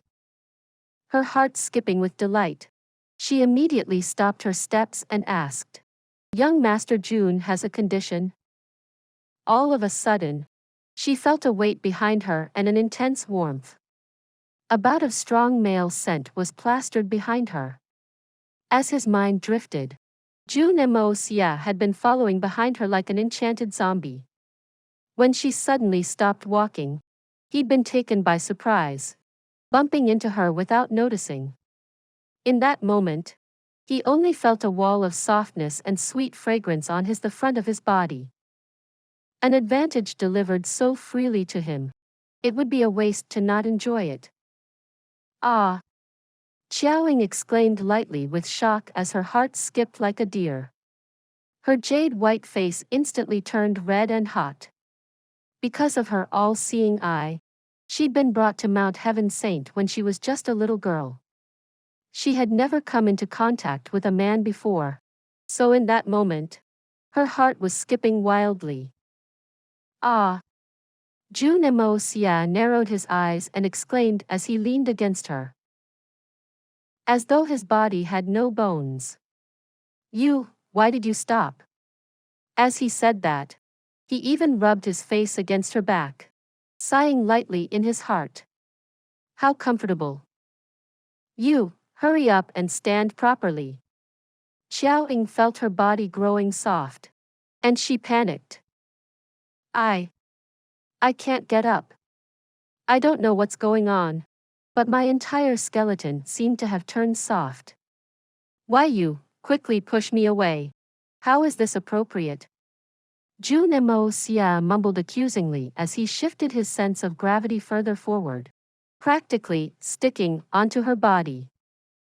Qiao Ying was both embarrassed and angry. Somehow regaining her strength, she dashed out with a shoo sound, stepping away from the awkward situation. When she turned back, she saw that Jun Moxie's body was actually tilted forward by over 50 degrees, fixed at such an awkward angle and yet not falling down. You're shameful. The words shameless hadn't even left her mouth when she saw Jun Moxie straightening himself swiftly. A look of lingering fear could be seen on his face as he mumbled to himself. This Mount Heaven Saint is truly an amazing place. I've just stepped into this place and suddenly lost control over my body, nearly harming a lady's reputation. How truly shocking, truthfully. This place is really quite magical. My mental fortitude is considered pretty good. But I'd actually been confused and affected, nearly dropping my pants. Qiao Ying felt her breath stagnating in her chest. She'd seen shamelessness before, but she'd never seen or even heard of anything so shameless before. This fellow before her was clearly an unprecedented existence and would be unsurpassable in shamelessness in the future. To think that such shameless words were said right in front of a lady. Qiao Ying's shoulders trembled with rage, and she stamped her foot down. Jun Moxie. You, how can you be like that? Miss is right. I've done wrongly. Jun Moxie said with a sincere voice like one admitting his wrongs. No matter the reason, I should not have leaned against Mrs. Body. Although it was because you'd suddenly stop walking, and I couldn't notice because it was too sudden. But that's not an excuse. It's definitely not. No matter what. Today I, like a hooligan. I. Such an innocent person like me. My precious purity, boo-hoo. Qiao Ying very nearly fainted. What nonsense is this fellow spouting? He started off fine, but towards the end, it had actually became her who stained his purity. A moment later, Jun Moxie's eyes became even wetter, and his voice sounded more and more wronged as he spat out in a nasally voice. You! Return my innocence. Qiao Ying's body swayed a few times, and she felt a surge of blood gushing up her chest. Suddenly snapping back to her mind, she roared with rage. Jun Moxie. How much longer are you going to mess around? Cough cough. Young Master Jun coughed awkwardly a few times before smiling sheepishly. Miss, we should be arriving soon, right? I know that the exquisite Lotus is a precious treasure of the Holy Lands, but you can't just lead me around in an endless loop. Who is leading you around aimlessly? Qiao Ying's eyes were wide opened with rage. It's just right in front. Are you blind? As she said that, she pointed forward. To actually dare to doubt this lady's trustworthiness. How hateful. Qiao Ying was boiling with rage, completely forgetting to pursue the matter of that fellow's nonsense of taking advantage of her yet blaming her for it. Ah! So it's right in front. Jun Moxie laughed aloud with joy and rushed up, exclaiming, how beautiful. Just in front, hidden in a misty fog, there was a pool of only a few zhang wide. The water in the pool was clear enough to see through all the way to the bottom. Looking with the naked eye, it was even shining with a faint light, as if the pool was enveloped in a holy radiance. Walking up, he discovered that there were countless white objects in the water, covering the entire pond. 7. 8 pieces of leaves floated in the center of the pond. These leaves were actually all colorless. If one did not look carefully, it would be difficult to distinguish them. Numerous stalks of transparent, vine-like objects supported the leaves below the water, and apart from that, there was nothing else here. Miss, please don't joke around with me. This This is the exquisite lotus? Jun Moxie pointed at the few pieces of leaves and asked with disbelief. Yes. Those are the treasures of the Holy Lands. Xiaoying had a solemn look on her face as she looked at the few pieces of leaves with tender protectiveness. The 9-segment exquisite lotus. Feck me. Jun Moxie said with some exasperation. There's just this many of these broken things. Even if it creates an exquisite lotus root, how big would it be? Isn't this playing with the hearts of people? I have over 10 hungry people back home to feed. Over 10 people? Xiaoying rolled her eyes as if she was about to faint. Then you need to wait for a few thousand years more. The 9-segment exquisite lotus only produces a fruit once every 500 years. And a single segment of exquisite lotus will only produce one exquisite lotus root. This time, it was Jun Moxie who rolled his eyes as if he was about to faint. At this moment, he was frustrated to the point of wanting to tear his hair out. Finally calming himself, he asked in a hopeful manner, then, how many people can each lotus root be split among? Each root is only enough for one person to consume a single time. Xiaoying smiled lightly, looking at Jun Moxie in a manner of watching a good show. That impossible? This is a lotus root we're talking about, right? Even if it's cut into pieces, there should at least be several pieces. It's only enough for a single person. Are you kidding me? What nonsense are you spouting? How large of a lotus root are you imagining this finger-sized lotus to produce? Xiaoying rolled her eyes and looked at Jun Moxie as though she was looking at an idiot. Actually thinking of cutting it into pieces? It's only the size of a grain of rice. How will you cut it into pieces? A grain of rice? Jun Moxie completely lost hope and he exclaimed with rage. What's the use of a tiny thing like that no bigger than a mosquito's d*ck? To think that your Heaven Saint Palace actually treats it as a precious treasure. How embarrassing. I might as well just take everything away. You dare. Xiaoying's eyes lit up with shock and her voice grew several pitch higher. These are the precious treasures of our Heaven Saint Palace. It's as important as the life and death of the Heaven Saint Palace itself. If you dare to touch it lightly, I will make sure that the Jun family inside Tianfa Forest is completely annihilated. Jun Moxie had merely been joking before and hadn't truly intended to act on his words. However, Xiaoying's words had completely touched on his reverse scale, igniting his greatest animosity. All of a sudden, he turned around and stared dangerously at Xiaoying as his voice turned dark and cold. Are you threatening me? I'm just speaking a fact.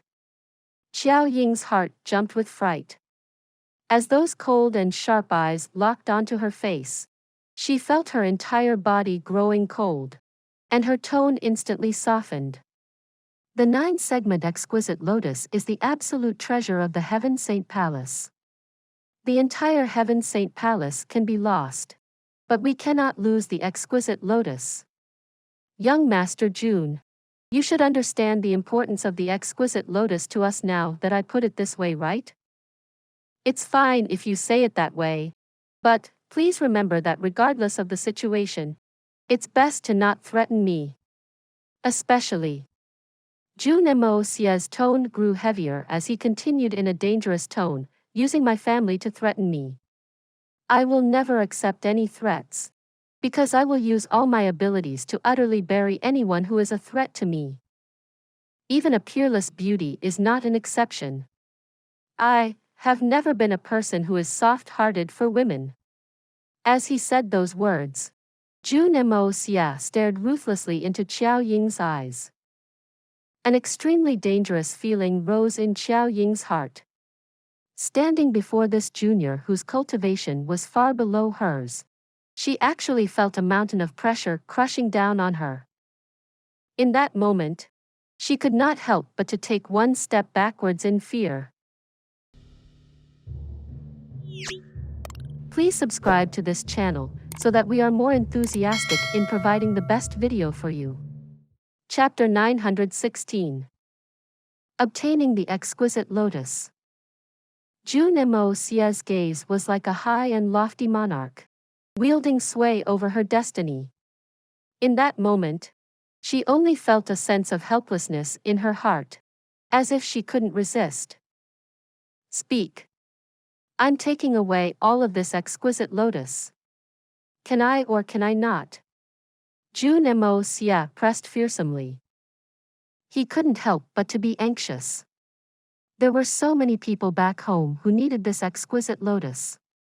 If he waited for 500 years to reap one lotus root, then, even the most beautiful flower would have wilted long ago. Not only would he not achieve his intended purpose after bringing it back, it would end up creating more awkwardness. With just a single grain-sized root, it would be wrong to give or deprive it from anyone. The reason he'd asked her so forcefully right after succeeding in intimidating her was precisely to not give Xiaoying any time to react. Although doing it like this was somewhat despicable, Jun Moxie couldn't care less for the sake of his own happiness. Ah! You can, not you cannot, you cannot. Xiaoying jumped with shock, very nearly giving her approval. Shaking her head rapidly, she spat out 3 cannots in quick succession. Young Master Jun, one must be honorable with their words. We agreed that it would be 1 stalk, so you definitely can't take more. This is a matter of principle. There's no room for discussion. Pausing for a moment, she continued. Besides, our Heaven Saint Palace has only been able to raise the initial single stalk of lotus into the current 8 stalks. It could be easily imagined how hard it is to raise them. Truthfully, us giving you 1 stalk is already a great waste. You clearly wouldn't know how to nurture it, not knowing what it likes or dislike. If you are unable to satisfy a single facade of its needs, it will quickly wilt. I'm not trying to scare or threaten you. I'd like to hear the details. Jun Moxie's tone suddenly became gentle and pleasing to the ear. You're such a scoundrel. Xiaoying shook her head with exasperation as she explained carefully. Firstly, the exquisite lotus must be planted in innate clean water, preferably water condensed from spiritual qi. Also, it needs to live in a place with exceptionally dense heaven-earth spiritual qi in order to survive. Jun Moxie made an "oh" sound with disinterest as he thought to himself. That's not a problem at all. This daddy's place has plenty of spiritual qi, even more concentrated than your mountain. There's so many heavenly spirit herbs growing there happily. I refuse to believe that I can't keep a stalk of exquisite lotus alive. Secondly, do you see this pond? Although it looks like a simple pond, it's actually made with 30,000 pieces of innate spirit jade, with equal amounts of warm and cold nature to attain a fine balance of temperature. In order to gather all this spirit jade, we've gathered nearly all the spirit jade in the world together, and even the misty illusory manor contributed a portion. This is practically a sum of wealth huge enough that no one can handle. Only such a condition will be enough to allow the exquisite lotus to slowly grow. 30,000 pieces of innate spirit jade? Jun Moxie felt his mouth turning dry. Not to mention 30,000 pieces. He didn't even have a single piece. In that moment, he could not help but to eye the pond sinisterly, thinking of bringing the entire pond away. As he pondered, a thought suddenly struck him. Can the innate spirit jade be replaced with eternally warm soft jade? Eternally warm soft jade only has the properties of warmth and softness. It does not produce any cold effects. So although its rarity is not lower than innate spirit jade, it's not enough to nurture the exquisite lotus. Xiaoying looked at him queerly, seemingly somewhat suspicious that he would have such good stuff. How difficult. Jun Moxie furrowed his brows and narrowed his eyes as he continued asking. What will happen if it's replaced with a heaven-earth spirit vein? What kind of joke is that? Qiao Ying smiled lightly and said. Using a heaven-earth spirit vein to cultivate the exquisite lotus is naturally much better than innate spirit jade. Furthermore, it will greatly improve the speed of the exquisite lotus growth, shortening the time required for it to reach maturity. With a heaven-earth spirit vein, all you need is a pool with water condensed from spiritual qi and nothing else. The exquisite lotus will grow at several times the speed, and even have more amazing effects. However, that is only a thing that exists in legends, only found deep underground. Moreover, the continent is constantly shifting, resulting in spiritual qi being scattered all the time. Who will be able to find a heaven-earth spirit vein? Qiao Ying pouted with disdain as she rolled her eyes at Jun Moxie. Even if you know a place with a heaven-earth spirit vein, who has the ability to retrieve it? Move an entire mountain aside, and dig out the entire thing fully intact? That's basically an impossible and unrealistic matter. Jun Moxie sighed and shook his head in a sad manner. How depressing. In his heart, he was actually whooping with joy. Feck. This daddy indeed has this legendary thing. And it's even a top quality and well-aged one of several 100,000 years old. The third condition for it to grow is. At this point, Jun Moxie could no longer hear Qiao Ying's words. He was incredibly excited, and his entire mind was filled with thoughts on the various possibilities. But although he was bursting with joy on the inside, he still had to display a troubled and depressed face on the outside. This was actually a high-level acting skill. Fortunately, young Master Jun had received plenty of training, and he managed to act out this show perfectly. Compared to the nourishment of the heaven-earth spirit vein, all these methods of nurturing were simply all bullshit. Jun Moxie made a quick estimation in his heart. The heaven-earth spirit vein he had could easily support a small to medium-sized lotus pond. At the very least, it should be 7 or 8 times larger than this little pond here. Then, how many lotus seeds do you have? Can I take some back with me in addition to the one stalk of exquisite lotus? Jun Moxie looked pitifully at Qiao Ying. Even if there's a tiny bit of possibility, it's still better than nothing. Elder Sister Qiao, you must satisfy this tiny wish of mine. The way he looked at her was as if she would be the most heartless and cold person in the world if she didn't give it to him. There are indeed some seeds whenever the exquisite lotus blooms once every 500 years. We've also accumulated quite a few of those seeds. However, the difficulty of nurturing the seeds is tens of times harder than nurturing the exquisite lotus. Qiao Ying said hesitantly.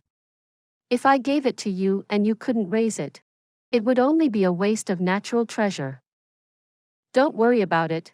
I'm just giving it a try. Jun Moxie said warmly. Besides, I'm not asking for a lot. I'll be satisfied with just 100 or so seeds. 100 or so? Qiao Ying's eyes nearly fell out of her sockets. In the few thousand years, our Heaven Saint Palace had only managed to collect no more than 50, 60 seeds. And the moment you open your mouth, you want 100? You truly dare to ask? In that case, I'll just take 50. Jun Moxie said with a light chuckle as he shrugged his shoulders in a helpless manner. You guys already have so many fully full-grown ones. No way. Qiao Ying rejected flatly. After considering for a long time, she finally relented. At most, I can give you 5. That's already more than what I have the ability to give. Elder sister, you're practically killing me. 5 seeds. To think you had the heart to say that. Jun Moxie cried out. Didn't that Wu Shan Yun say just now that I can take away anything I want other than the exquisite lotus? You can't be that miserly, right? 8 seeds. Too little. I have to take at least 40. Jun Moxie. You're deliberately making trouble. 10 seeds. Nothing more. 30 seeds, that's the absolute lowest I can go. And lower, and my trip here today would have been meaningless. And Wu Shan Yun's words would mean nothing. To think that I went so far as to enlighten the crowd and did such a huge favor to everyone.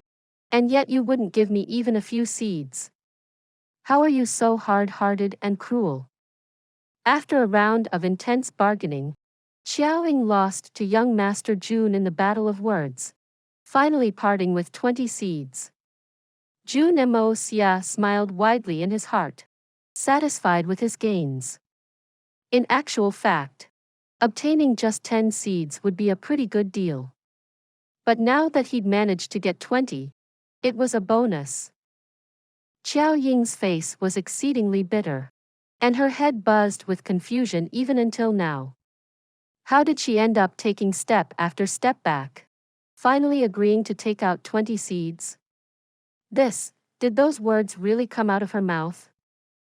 What she didn't know was that although her age was great, her experience and interaction with the outside world was pitifully little. Secondly, Jun Moxie's mouth was among the best in the world.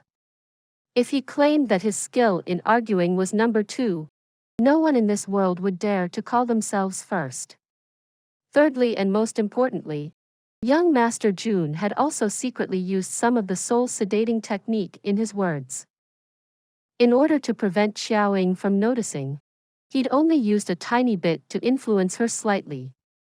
But as the argument between the two grew more heated, Xiaoying would not be able to notice even if she was more careful. In the end, she was easily tricked by this scoundrel. Right now, that particular scoundrel was feeling extremely proud in his heart. As expected of an all-chest no-brain lass. This girl's breasts were definitely not small.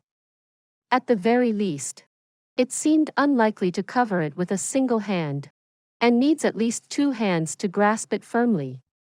As for the degree of surface area 2 hands could cover, it would require some personal hands-on testing to be sure. Under the influence of his excitement at having achieved his goal, he nearly stretched out his hands to measure Xiaoying's chest size.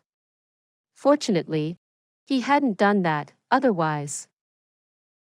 This great beauty Xiao would most likely have rescinded her promise and given him a good beating to boot. Since the business bargaining was finished, the only thing left to do was to complete the deal. Xiaoying returned to her residence, retrieved 20 seeds, and passed them to Jun Moxie. As for the matter of moving the fully grown lotus stalk, it was a huge headache. Jun Moxie. How will you take this away? Dig it out for me, and I will naturally have a method to bring it away. Jun Moxie said without so much as a pause. Xiaoying felt her anger rushing up her chest once again. Could it be that this bastard wants to burn the bridge after crossing it? Right now, they haven't even crossed the bridge, and he's already anxious to burn the bridge. In her fit of rage, she was tempted to directly throw him into the pond to dig for himself. However, she could not bear to do such a thing. After all, she had been taking care of the exquisite lotus for so many years, and she'd already formed some attachment to them. If the exquisite lotus died because of her, Xiaoying would not forgive herself. After thinking for a long time, she still carefully dug one stalk of lotus out and placed it on a large piece of milky white jade.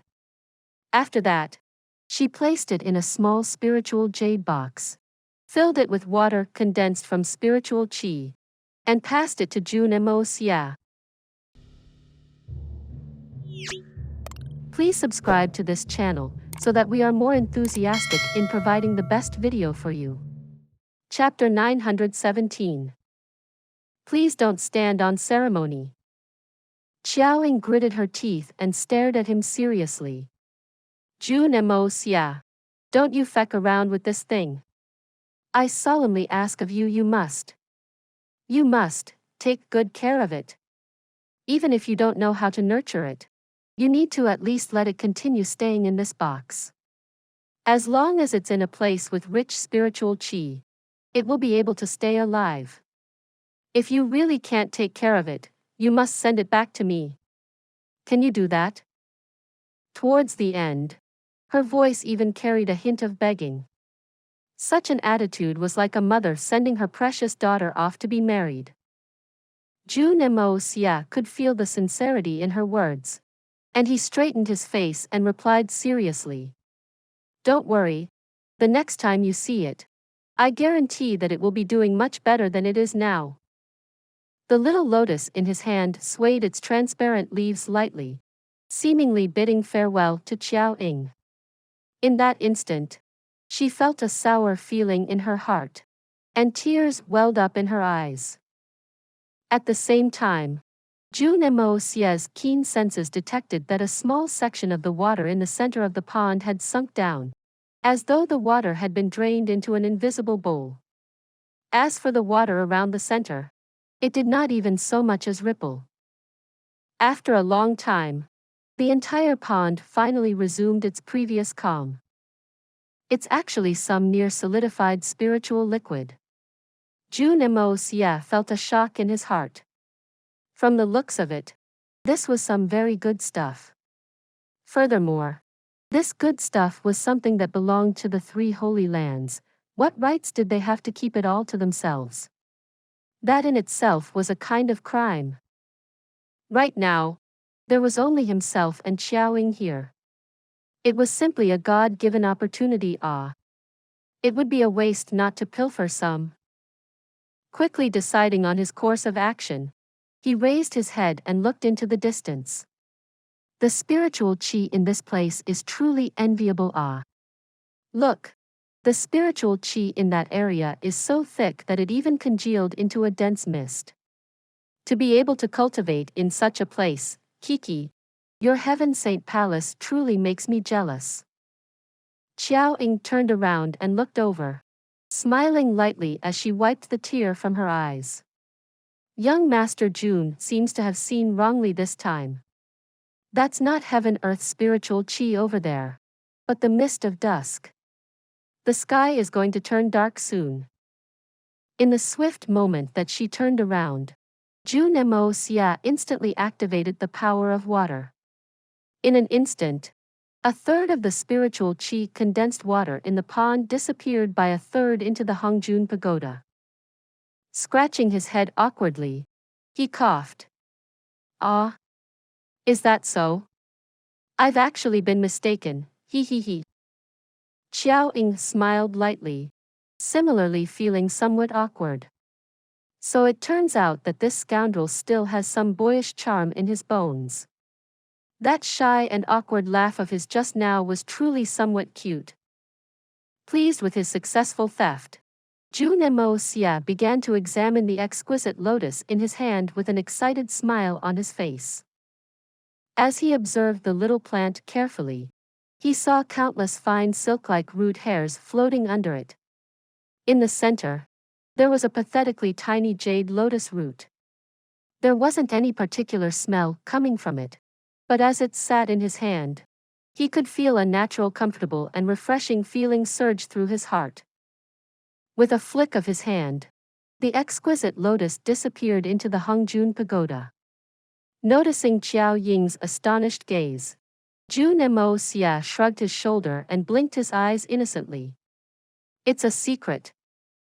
Xiaoying snorted lightly and turned away. However, her heart was somewhat relieved. Jun Moxie has endless mysterious techniques, so it actually might be possible for him to raise the exquisite lotus. After this, Jun Moxie's true sneaky operations began.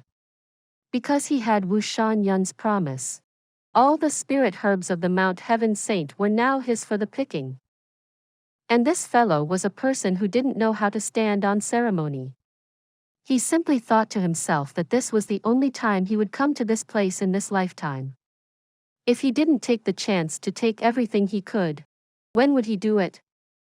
Moreover, the Hongjun Pagoda was something that could most likely even fit the entirety of this world and still have space remaining. Without any reservations remaining, he widened his eyes excitedly. Of all the spirit herbs on Mount Heaven Saint and the natural treasures, he specifically chose only the older ones. The same went for the spirit trees and plants. He didn't let anything off. Whatever he liked, he would hang a small piece of red cloth to signify his ownership. When Wu Shan-yun agreed to his request back then, it was because he saw that this fellow had come completely empty-handed. Even if they gave him a few cloth sacks to carry the stuff, how many could he take away? They were just pretending to be generous. If Wu Shan-yun knew that Jun Moxie had such a perversely overpowered treasure that could fit a near unlimited amount of stuff inside, he would never agree even if he were beaten to death. Even if he'd agreed, he would definitely go back on his words. Therefore, Jun Moxie only went ahead to choose now, marking the stuff with a piece of red cloth. On the day that he was leaving, he would take everything away together. One thing was for certain. After Jun Moxie left this time, Wu Shan-yun would certainly spit out a mouthful of blood. The people on the mountain simply looked on with interest, with an attitude as though they were only watching an interesting show. A single tree of tens of thousand years old has roots that stretch for unknown depths into the mountain. You want to take it away? The thought is nice. But can you even move it? Even the spirit herbs had roots which were embedded deeply in the ground. If one wanted to dig them out, it would still require great care to do so. Could it be something that you could take just as you please? This little fellow was simply daydreaming. So what if you hung a red ribbon on it? These things are still a part of Mount Heaven Saint. Not to mention one red ribbon. Even if you wrapped it up in red ribbons, it would still be useless. Jun Moxie toiled for 2 days straight, while everyone sniggered and looked on coldly from the side as the idiot ran to and fro.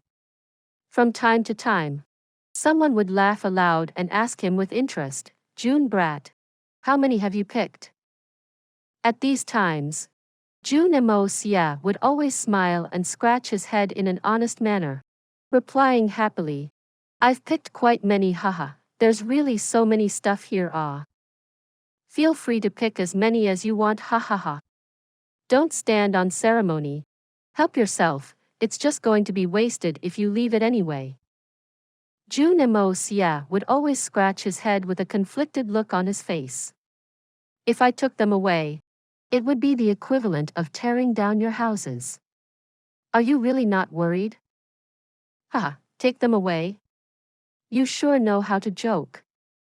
That person said with a light smile. If you can take them away, I will. All kinds of ridiculous vows and bets were thrown out. 2 days later, at dawn, Jun Moxie began his grand relocation plan. In the time it took for a pot of tea to boil, everyone on Mount Heaven Saint was stunned silly. Oh my dear heavens, ah. Jun Moxie stepped out from his temporary guest room and bade everyone farewell solemnly. Apart from the few who were in secluded meditation, practically everyone had come out to send him off. Everyone wanted to see the helpless appearance on this kid's face. It had been too long ago since such a fun thing had happened on Mount Heaven Saint. Just imagining the bitter look on Jun Moxie's face when he leaves clutching just 1 or 2 unimportant herbs. They could already feel their stomachs clenching up with laughter. This was a grand show, when they thought about how the mighty evil monarch who'd caused the 3 holy lands to lose so much face in the pugilistic world was suffering such a disadvantage at their hands. All of them felt much more comfortable in their hearts. Seniors, this junior is very grateful for the hospitality I've been shown in these few days. Today, I will be bidding my farewell first. Jun Moxie said courteously, with a warm and sincere smile on his face. Young Master Jun is being too polite. You're welcome to come back often to play. Everyone was laughing and jovially, while a strange smile lingered on their faces. Senior Wu Shan had said before that as long as I see something I like on this mountain, I can take it away no matter what it is. And how many. Therefore, I will not be standing on ceremony. Jun Moxie seemed to be afraid that the crowd had forgotten Wu Shan promise and was tentatively reminding them. Please do not stand on ceremony. Since the boss had already promised you, it wouldn't be a problem even if you carried this entire mountain away. The group of peak experts laughed and encouraged. Hearing this, Jun Moxie smiled with embarrassment. Seniors are truly too courteous. In these few days, I've picked out quite a number of stuff, and my harvest was truly quite rich. If I become successful in the future, this junior will certainly remember the kindness and generosity of the various seniors today. Everyone sniggered darkly, continuously telling him that there was no need to be polite, to take whatever he liked. Their eyes were narrowed into slits, and their shoulders trembled lightly with laughter. Jun Moxie rubbed his palms and smiled happily. The experts of the Holy Lands are indeed gracious and generous. It seems like I've struck a fortune this time. Ha ha ha. Everyone joined in with his laughter, and in that moment, the entire mountain was filled with endless laughter. As if there was a comedy show going on, everyone was exceedingly happy. Just as the crowd was growing anxious, their long-awaited and predicted sound of shock rang out. Ah! This is bad. I completely forgot. I've chosen so many things. But with just my own strength, how can I carry them all away? This is frustrating me to death. These words were like music in the ears of those elders. It was more enjoyable than if a traveler who'd been thirsty for a long time finally got a taste of ice cream. Too satisfying. This stupid little bastard finally realizes his mistake. How enjoyable. Seeing Jun Moxie's frustrated and bitter face, everyone smiled until their eyes could not be seen, in a matter of enjoying the misfortune of others. Only Qiaoying stood to the side with her brows furrowed as she looked at Jun Moxie with worry. She knew that Jun Moxie had a strange ability to make items disappear. The only question was just how powerful this ability was, and whether it could fit all these items. Looking at the entire mountain filled with red ribbons, she could not help but to gasp in her heart. If Jun Moxie really could bring everything he'd tagged away, Mount Heaven Saint's essence Qi would be greatly wounded. At the same time, she was also worried for Jun Moxie. If he couldn't take the stuff away. This fellow looked like an exceedingly clever person, but could it be that he'd actually allowed the vast amounts of spirit herbs, which clouded his judgment? Not even considering if he could bring everything away. After making such a huge blunder, he must be feeling extremely bad. Jun Moxie sighed endlessly, seemingly on the verge of being vexed to death. As he paced back and forth, he asked hopefully, "Seniors, if I kept my things here for the time being, after I get down from the mountain, I will immediately send my men up to bring them away. What do you say?" "That won't do. The boss had instructed before that this time is the only exception. Furthermore, you are the only one allowed to take anything off this mountain. Besides, what kind of a sacred place is Mount Heaven Saint?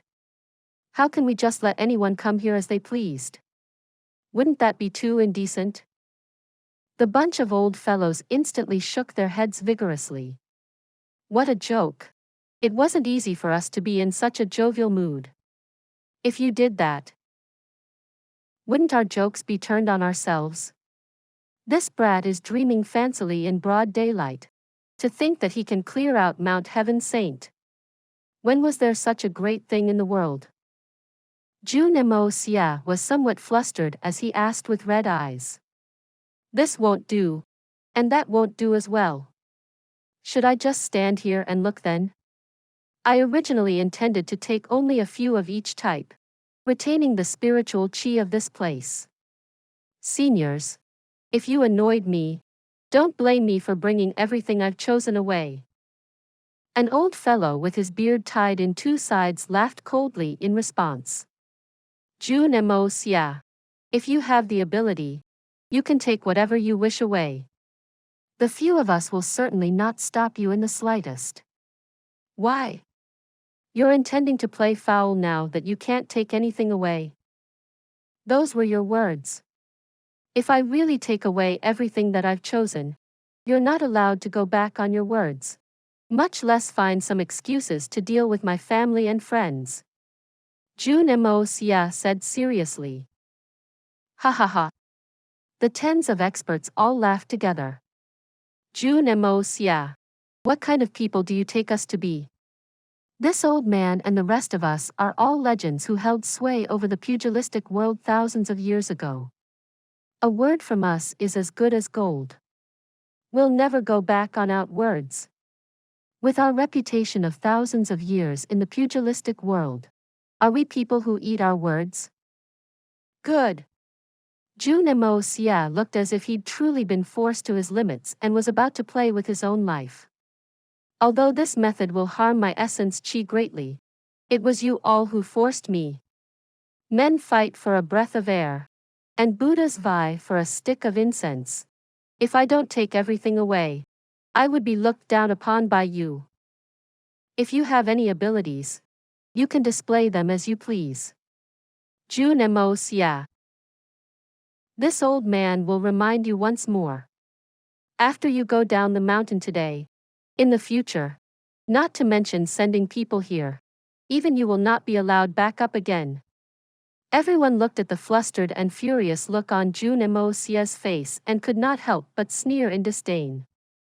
Jun Moxie was furious, suddenly stretching his hands out, seemingly exerting a great effort. His face was flushed, and his eyes were blazing with rage. Grunting loudly, he grabbed a thick Xian spiritual tree beside him and roared, "Come up for me." As his words landed, a light pop sound rang out, and the Xian spiritual tree completely disappeared. In that moment, everyone fell silent as they stared with wide eyes with open mouths. How did such a large tree disappear just like that? This was too strange. Jun Moxie collapsed onto the ground on his B*TT and panted heavily. From the looks of it, he'd exerted himself too greatly after using his strange technique. However, a look of determination shone fiercely in his eyes still. It was as if he was bent on leaving with everything here, regardless of the price. Such a method was definitely something that would drain his own life force. Otherwise, why would Jun Moxie's expression be so pale and deathly? He'd only taken a single tree away, but it seemed as if the effort had cost him half his life. Clearly, this was no longer a problem of taking away the spirit herbs. It was a matter of face. This Jun Moxie kid was obviously a person who viewed his face as more important than everything. Therefore, regardless of the results today, he would take all the treasures away even if it costed him his life. He was already tired to this extent just by a single tree. One could easily imagine what a great price he would have to pay to collect all of the ribboned items. Would he simply die of exhaustion? In that moment, all the undying old fellows began to feel somewhat guilty. Have we gone too far in forcing him? Jun Moxie panted a few times and stood up, walking in another direction in a determined manner. With a shoo sound, another large Xian spiritual tree disappeared. This time, Jun Moxie's face had turned completely red. However, He did not stop to rest as he stumbled unsteadily to the next tree. As 3 large Xian spiritual trees disappeared, the entire thatched cottage collapsed. Jun Moxie panted heavily as he grunted, collecting the entire remains of the cottage away. This, everyone was completely stunned. Jun Moxie stumbled in a circle like a drunkard, plopped down on his B*TT and waved his hands determinedly. Nobody tried to dissuade me. Today, I must bring everything away. Motherfuckers, nothing anyone says can make me take this insult lying down. I, Jun Moxie, have never felt so belittled in my life before. The crowd was completely speechless. Who's interested in dissuading you? It would be better if you exhausted yourself to death. It's just this much and you're already unable to endure. Jun Moxie stumbled around unsteadily, collecting tree after tree, herb after herb. With every stalk collected, his face would become more and more pale, as if he would collapse at any moment, but ultimately, he did not fall. The crowd looked dumbly on as they followed behind him, watching tree after tree disappear, and house after house torn down. The entire side of Mount Heaven Saint had been turned into a patch of desolation. Jun Moxie crawled forward with great effort, but his stomach was practically cramping from laughing too much. Too enjoyable. What a great harvest! 1 tree, 2 trees, 4 trees, 70 trees, 90 trees. Wahahaha. How could Jun Moxie not know that he'd gone somewhat overboard? All the natural treasures on Mount Heaven Saint had been grown through over 10,000 years of accumulation. Even though he had Wu Shan Yun's promise, it was not a completely fail-safe thing. If he incurred the wrath of the crowd, his own plan would go up in smoke. After all, these things here were their dwelling residence. Wanting to take everything away silently like that under the eyes of so many peak-level experts was more difficult than ascending to the heavens. Besides, even if he managed to take everything away safely, it didn't guarantee that they wouldn't take revenge. Jun Moxie and Mei Shuayan may not be afraid of their vengeance, but that didn't mean that other people would not as well. Thus, this show that Jun Moxie was putting on was not plainly to toy with them. Firstly, he wanted to let them watch so that even if they decided to stop him halfway, he would have already collected quite a large number. They could only suffer a silent loss as well. Secondly, even if when they found out that they'd been had, because they had already said it with their own mouths that they would not seek revenge, all the troubles would at most fall on his shoulders only. With the lofty pride of these people, they would only look for him to regain their face and wouldn't take their anger out on innocent people. The more ruthlessly Jun Moxie played with them now, the more they wouldn't lay their hands on other people before they dealt with him. And Jun Moxie was also the least afraid of their vengeance.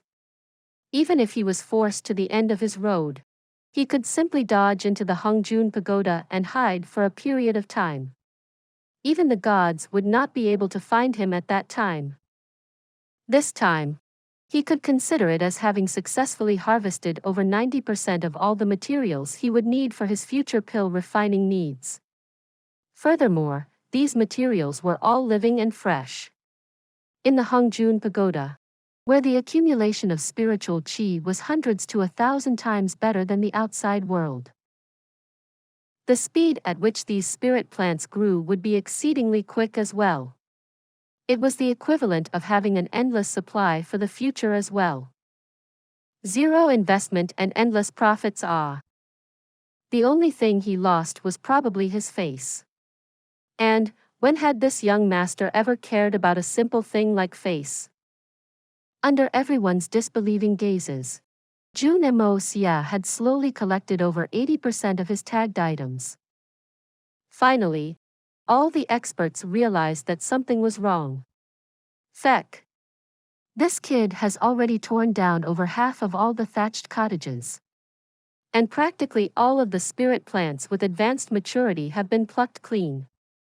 This fellow, that half-dead expression on his face hasn't changed at all from the beginning.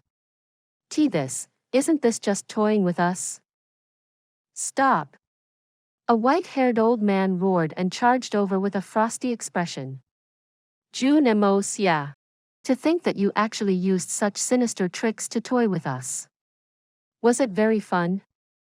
The 10,000 years of accumulation of our Mount Heaven Saint were actually destroyed like that in your hands. Jun Moxie. You've gone too far. Stop immediately and return everything you took. As his words rang out, those who were still stuck in confusion instantly realized as well. Return it? Jun Moxie panted and straightened his back with great effort. Brother, are you joking with me? That was a promise that came out of your own mouth. You said that it wouldn't matter even if I carried away the entire mountain. Wasn't that your joint agreement? You want to go back on your words now? One should not be so shameless as a person, okay? The spirit plants had already been kept away, and the other party suddenly wanted to go back on his word. Jun Moxie did not even bother with calling senior now, directly turning it into brother. The faces of all the old fellows instantly turned red. Although it was true that they'd said that, who would have thought that this kid would be so perversely overpowered? Since the start of time, had anyone seen someone grabbing things in such a manner? Feck. This kid was simply too sly. We've only promised you a portion. Who said you could take everything away? Could it be that we must be responsible for all the jokes that we tell as well? The old man's face turned a funny shade of purple as he insisted forcefully. We've also claimed before that we would pluck the moon out of the sky, however. Is that possible? That may be so, but I've indeed done it. Jun Moxie narrowed his eyes and said. So you're prepared to tear down all pretenses and throw your face away? It's one thing if the three holy lands are like that. After all, they're a bunch of hypocrites. But to think that your Heaven Saint Palace is also full of this kind of people? How disappointing. To think that a person's face can be thick to such an extent. Jun Moxie. There's no point in winning a contention of the tongue. There's so many of us here. Did you think that you can really leave? The old man snorted coldly and continued. A man who can recognize the facts of a situation is a paragon among men. Put the things down first. And we will naturally not make things difficult for you. You can bring away a portion, but you cannot bring everything away. Teng Chongjia. That's not too good, right? Xiaoying furrowed her brows lightly.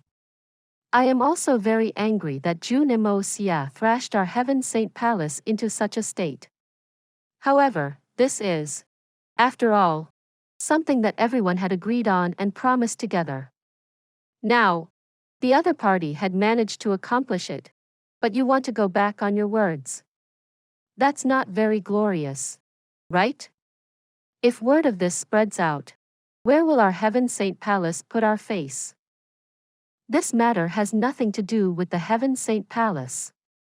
It's this old man that's going back on my words. The old expert's face twitched, but he still gritted his teeth and said, if he really took everything away like this, the essence chi of our Heaven Saint Palace will not recover for several thousand years. This old man cannot bear such a consequence. And neither can you. Please subscribe to this channel so that we are more enthusiastic in providing the best video for you. Chapter 918. Leaving with a wave of the sleeves. But that is not an excuse to be shameless and despicable. Xiaoying berated with her face flushed with anger. If you couldn't afford to take the loss, you shouldn't exaggerate and promise so generously just now. When you were belittling others and making ridiculous bets while watching the misfortune of others, why didn't I see you stop at all?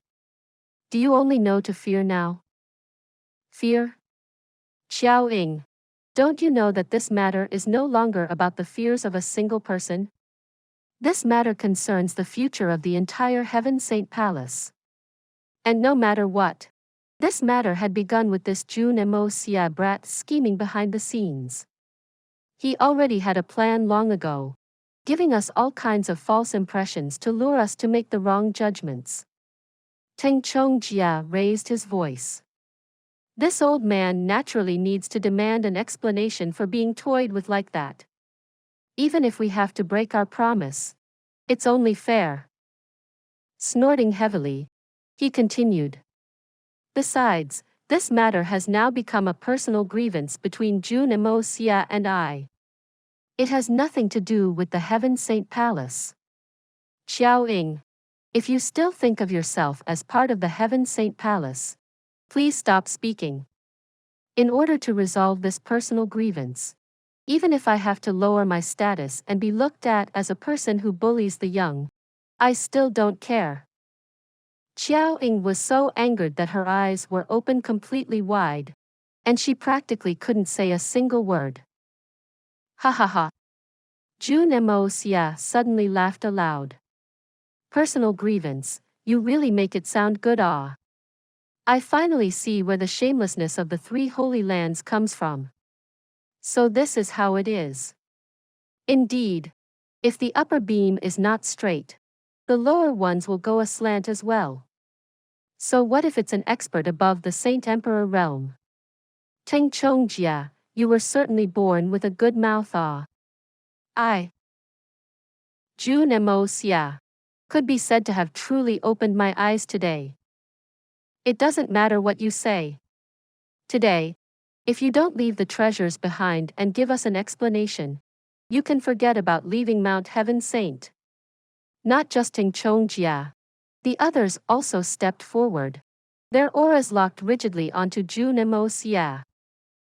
From the looks of it, the situation had turned extremely volatile. Who dares to attack? Xiao Ying's body flashed and she appeared before Jun Moxie, blocking in front of him. Her face was completely flushed red with anger, and her heart was filled with fear, rage, and some embarrassment. While she felt quite a bit of heartache for all the spirit plants, she was even more enraged by the shamelessness of her people. To think that these hermit experts of Mount Heaven Saint, all peak experts of the world, would be capable of such actions. It was one thing to renege on their own promise and fail to keep faith with their words, but to actually use their strength to bully the weak. Although Jun Moxie was standing on the side of reason, he had indeed been too greedy to take so many things. But, since they've agreed, they should not regret it. If a person's words could not even be trusted, how could others depend on them to hold the skies up? Haha. Jun Moxie laughed lightly and gently pushed Xiao Ying to the side as he shook his head. It's best if you did not interfere in this matter. After all, you're ultimately a person of the Heaven Saint Palace. Looking at the 40, 50 people in front, he scoffed lightly. At this point, there seems to be no more leeway for talking. Everyone's actions have caused me to be utterly disappointed. I, Jun Moxie, had never known that a person's face could be so worthless. I at first thought that the legendary Heaven Saint Palace would at least be somewhat different. Although you all wouldn't agree to me taking the spirit plants away. It wouldn't reach such a point, but quite clearly, I thought too fancily, all of you are tarred from the same brush. Young Master Jun paused for a moment and said with some disdain, although I haven't collected everything that I've tagged, you guys can keep the rest. As for the bets you made earlier, based on the thickness of your face, I will not hold any hopes of you fulfilling them. Kiki. In that case, this young master will be going now. Everyone, The blue mountains never grow old and the green waters flow on forever.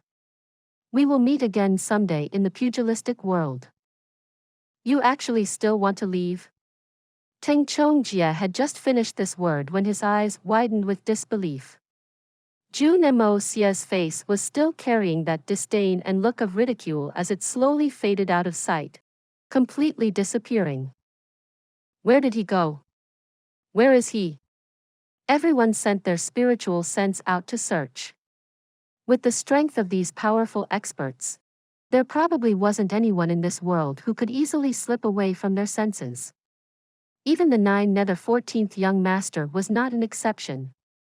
However, their search actually yielded no results, causing them all to be incredibly shocked. Xiao Ying, use your all-seeing eye and help us look. Where is that kid hiding? If we let him escape like this, the reputation of our Heaven Saint Palace will be greatly wounded. Teng Chongjie gritted his teeth and cried out. Our Heaven Saint Palace's reputation will be gone. Hasn't our Heaven Saint Palace lost all our face long ago? Is it still lacking this much? Xiao Ying harumphed lightly, her face as cold as frost as she turned and left. Her heart was filled with extreme disappointment. Was this the Heaven Saint Palace that she'd stayed with for over 1,000 years?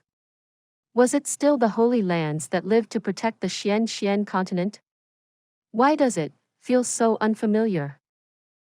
Although Xiao Ying had left by herself, the crowd was still searching madly. Each of them was an old expert with a wealth of experience. They immediately spread it out in all directions and combed downwards, securing all the critical points. Some even went all the way down the mountain and blocked the exit. As long as Jun Moxie was still on the mountain, even if his movement techniques were more mysterious, it would still be difficult for him to escape. Looking at Xiao Ying's departing back view, Teng Chongjie spat with rage. What's she being cocky about? If the Heaven Saint Palace is destroyed, does she think she will have a good ending? Xiao Ying, who was far away, now heard his words. However, she did not react at all, save for her face turning even colder as she continued silently towards her own room. At this time, the entire Mount Heaven Saint was completely stirred up. When Wu Shan came out of his seclusion, he very nearly fainted. But after he heard about the events of the entire matter, surprisingly, he grew much calmer, only saying a single sentence. If he took it away then, so be it, the more he took, the better. After that, he no longer said anything about the matter. It was as if he didn't feel any heartache about the things that Jun Moxie had taken away. In fact, he even seemed somewhat relieved. He finally took them away. This kind of strange reaction was completely baffling to the crowd. Nobody would have thought that this boss who'd always viewed those spirit plants so preciously would actually be so calm after encountering this matter. Could he have gone crazy with anger? The same went for those old seniors who had just come out of seclusion as well. When they just came out, their faces were also filled with fury. However, all of them turned calm later as well. That was truly strange. Jun Moxie did not depart immediately after descending Mount Heaven Saint. He checked out the neighboring mountains and even went to investigate the bases of the 3 holy lands in detail. Finally, he turned around and went towards the Pillar of Heaven's mountain. With the war for seizing the heavens being situated here, he couldn't not take a look. When he got closer, he realized the true grandeur of this huge mountain. Even the rocks here were different from the other mountains. They had a unique luster to them, looking like a mixture of rock and jade. They were also exceedingly hard. Jun Moxie grabbed a fist-sized rock and tested it in his hand. In that moment, he could not help but feel slightly shocked. The sturdiness of even a rock on this Pillar of Heaven's mountains was much harder than a normal rock. With his current strength, he still needed to use 50% of his strength to crush it. Furthermore, this was just a small piece that he'd found on the outer layers. It was a piece of rock that had been eroded by countless years of wind and weather. In that case, just how hard were rocks at the core of this mountain? Looking up, he only saw an endless expanse of clouds, and it was impossible to see the peak of the mountain. Furthermore, that single look was enough for him to clearly feel a crushing pressure surging downwards, giving one a feeling of anxiousness. A feeling like this was truly somewhat strange for Jun Moxie. This was just a mountain after all. Could it be that it even had an aura like a martial expert? Jun Moxie steeled his heart and ascended with shocking speed up the side of the mountain. The further up he climbed, the heavier the pressure became. When he'd reached the 7,000 mark, he already could feel somewhat exhausted. It was as if a divine being were using its power to prevent mortals from ascending to the peak where gods existed. Jun Moxie roused his cultivation, ascending another 5,000 meters. When he looked up again, he still couldn't see the top of the mountain. At this point, he was at least 10,000 meters away from ground level. Jun Moxie could not help but to laugh bitterly. Even Mount Everest on Earth is roughly only about 8,000 something meters tall. But I've already climbed for over 10,000 meters. Yet I'm only halfway up. How disgustingly tall. But at this time, Jun Moxie also finally understood why he had been able to see this pillar of heaven's mountain back then from several thousand li away. From the looks of it, the rocks on this mountain were not just sturdy, they could also reflect light, having an amplifying effect as well. With billions of these rocks stacked together, such a unique scene appeared. When he attempted to dive into the mountain, Jun Moxie discovered that his yin-yang escape art seemed to have lost its magical abilities on this pillar of heaven's mountains. The entire mountain seemed to be some kind of giant, restrictive treasure. Such a discovery caused Jun Moxie to feel incredibly shocked. Who was it that had such heaven-defying ability? Moreover, this mountain was simply too huge. Originally, young Master Jun had still intended to continue upwards. However, he discovered that he couldn't go any higher. Sighing lightly, he shook his head. No wonder nobody could flip over to the other side by scaling this pillar of heaven's mountains. Human strength was limited. Right now, he could only go this far. But in the future, he would definitely unravel this mystery. Turning around, Jun Moxie set out toward the north. He'd left Tianxiang City for a long time now, and it seemed like it was time to go back and take a look. Right now, he no longer had that many inhibitions, so he didn't have to worry about anything. And there's still the 7-colored holy fruit. Misty Illusory Manor, that was a place that he definitely needed to go to. At this point, he could only take one step at a time. When he got more news about Chao Guofeng and the rest, he would make further preparations at that time.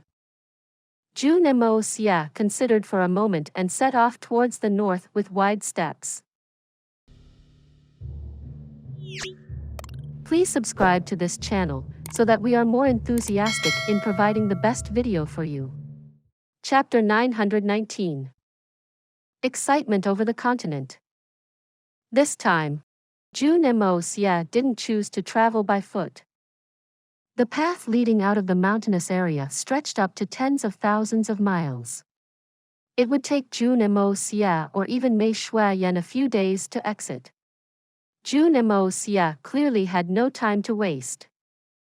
The most crucial thing for him now was the fact that the war for seizing the heavens was nearing.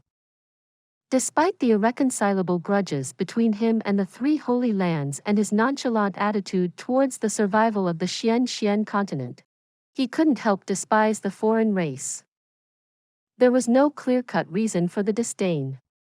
Perhaps it could be attributed to Jun Moxie's innate extreme nationalism carried over from his past life, or the disgusting fact that the foreign races were hermaphrodites. Therefore, even if the three Holy Lands decided to allow the foreign races to enter the Xian continent, Jun Moxie would not agree.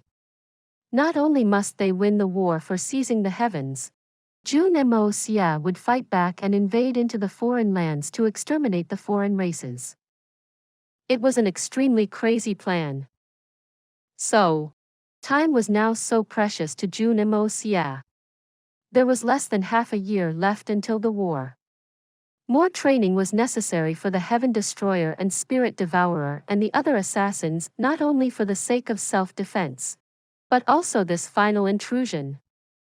In Jun Moxie's opinion, the war for seizing the heavens had become a gimmick or a convenient tool for some people to acquire fame and benefits.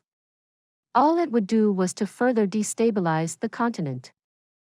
The best solution would be tackling the root cause by eradicating the enemy. Jun Moxie never acknowledged that he was a heroic figure with great ambitions. But this time, he was going to make some difference. Jun Moxie immediately initiated the yin-yang escape and drove himself to his personal speed limit. In merely a day, he crossed the mountain of mortals and returned to the secular world. However, he was surprised to find out that the secular world had undergone a tremendous change, leaving it totally unfamiliar to him. The whole world was filled with excitement. It was especially true among the Xian Qi practitioners as they gossiped on with exaggeration about the evil monarch that shocked the world. They had heard that the evil monarch led his subordinates to victory against the three Holy Lands and almost slaughtered the entire team the three Holy Lands had sent. As the news spread across the continent like a storm, the evil monarch had become an idol for every Xian cultivator on the continent. Jun Moxie withdrew yin-yang escape and revealed himself strolling across the town into a restaurant. After a few days of eating dried food and wildlife, Jun Moxie was craving for some real food. He was only 1,000 miles away from the Tianxiang city. It was far for a normal person, but only half an hour for Jun Moxie. Therefore, Jun Moxie was not as hurried as the day before. He had to satisfy his stomach.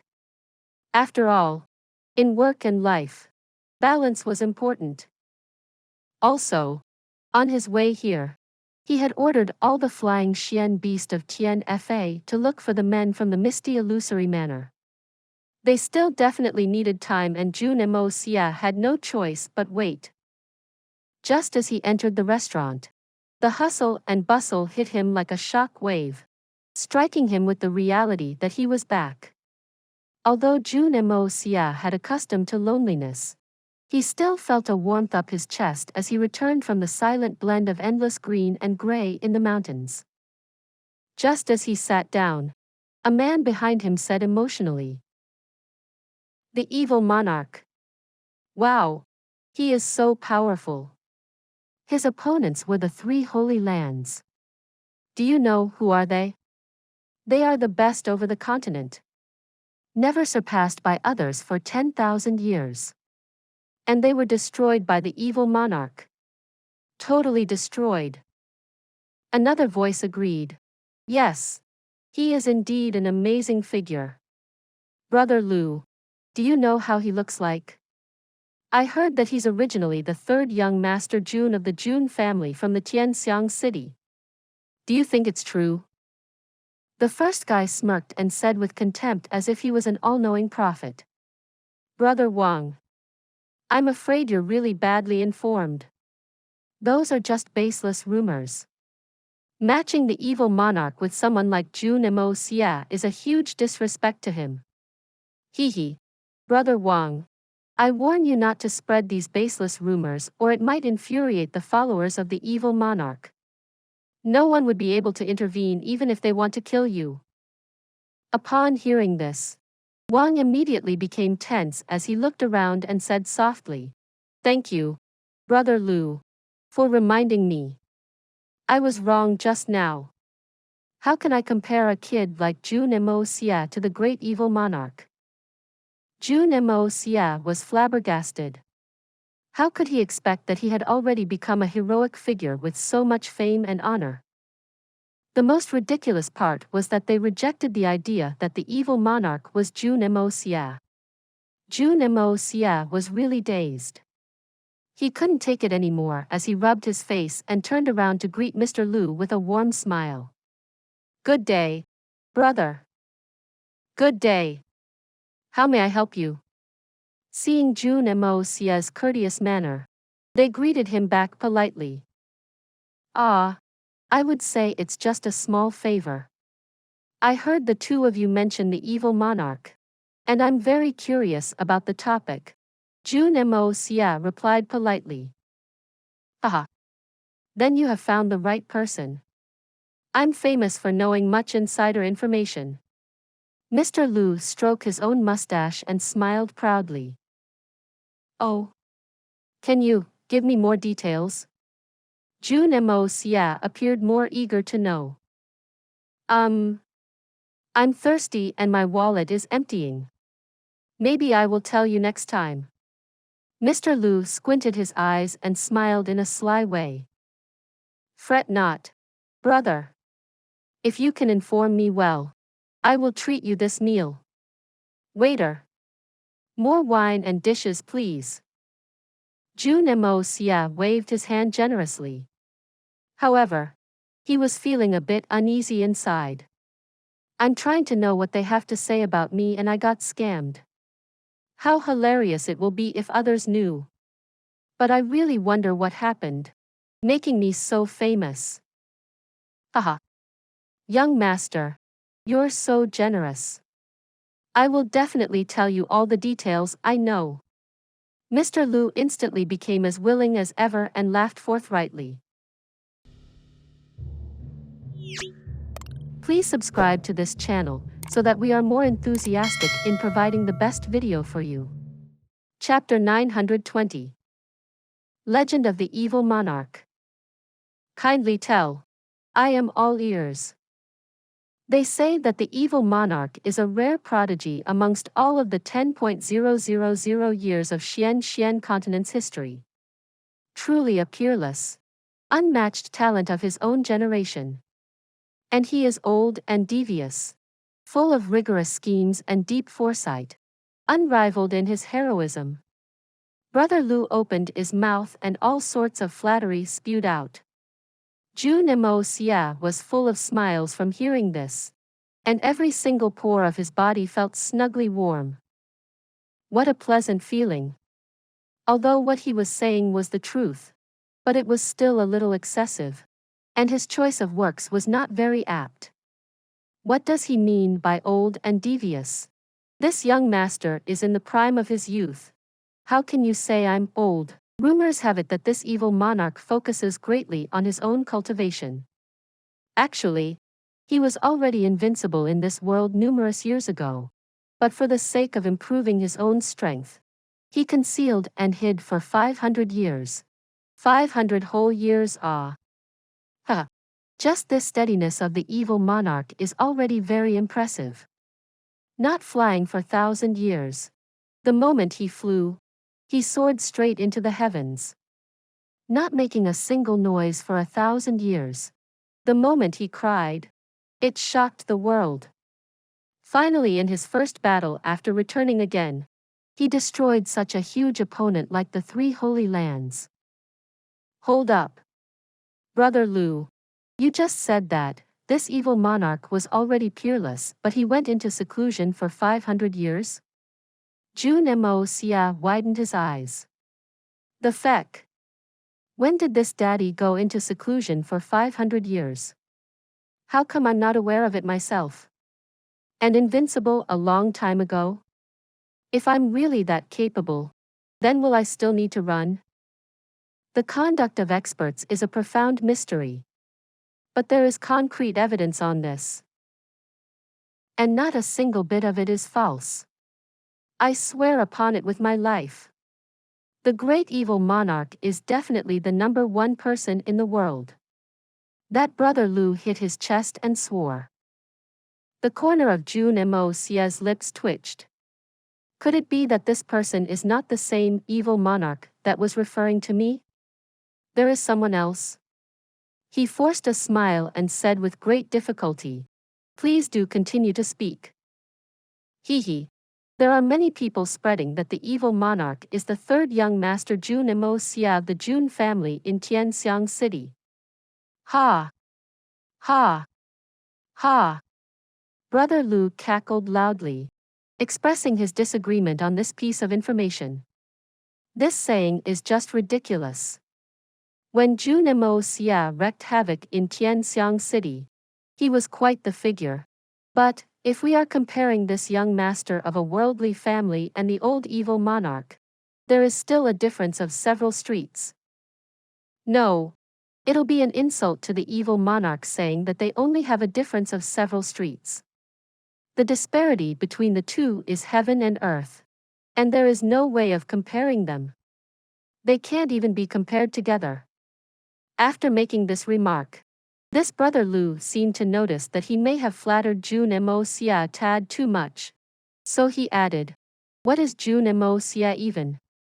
He is just merely a slightly capable young master. Compared to the evil monarch, he is not even worthy of carrying his shoes." Discussing the two of them in comparison is the greatest insult to the evil monarch. This daddy will not tolerate it. Jun Moxie was instantly at a loss for words. This person was praising him and insulting him at the same time. How should I handle this?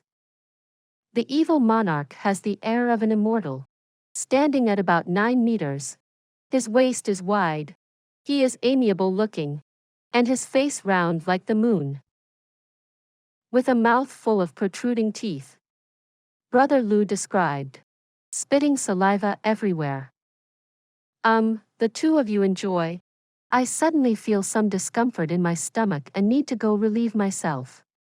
Jun Moxie held his stomach, feeling as if he were about to suffer internal injuries.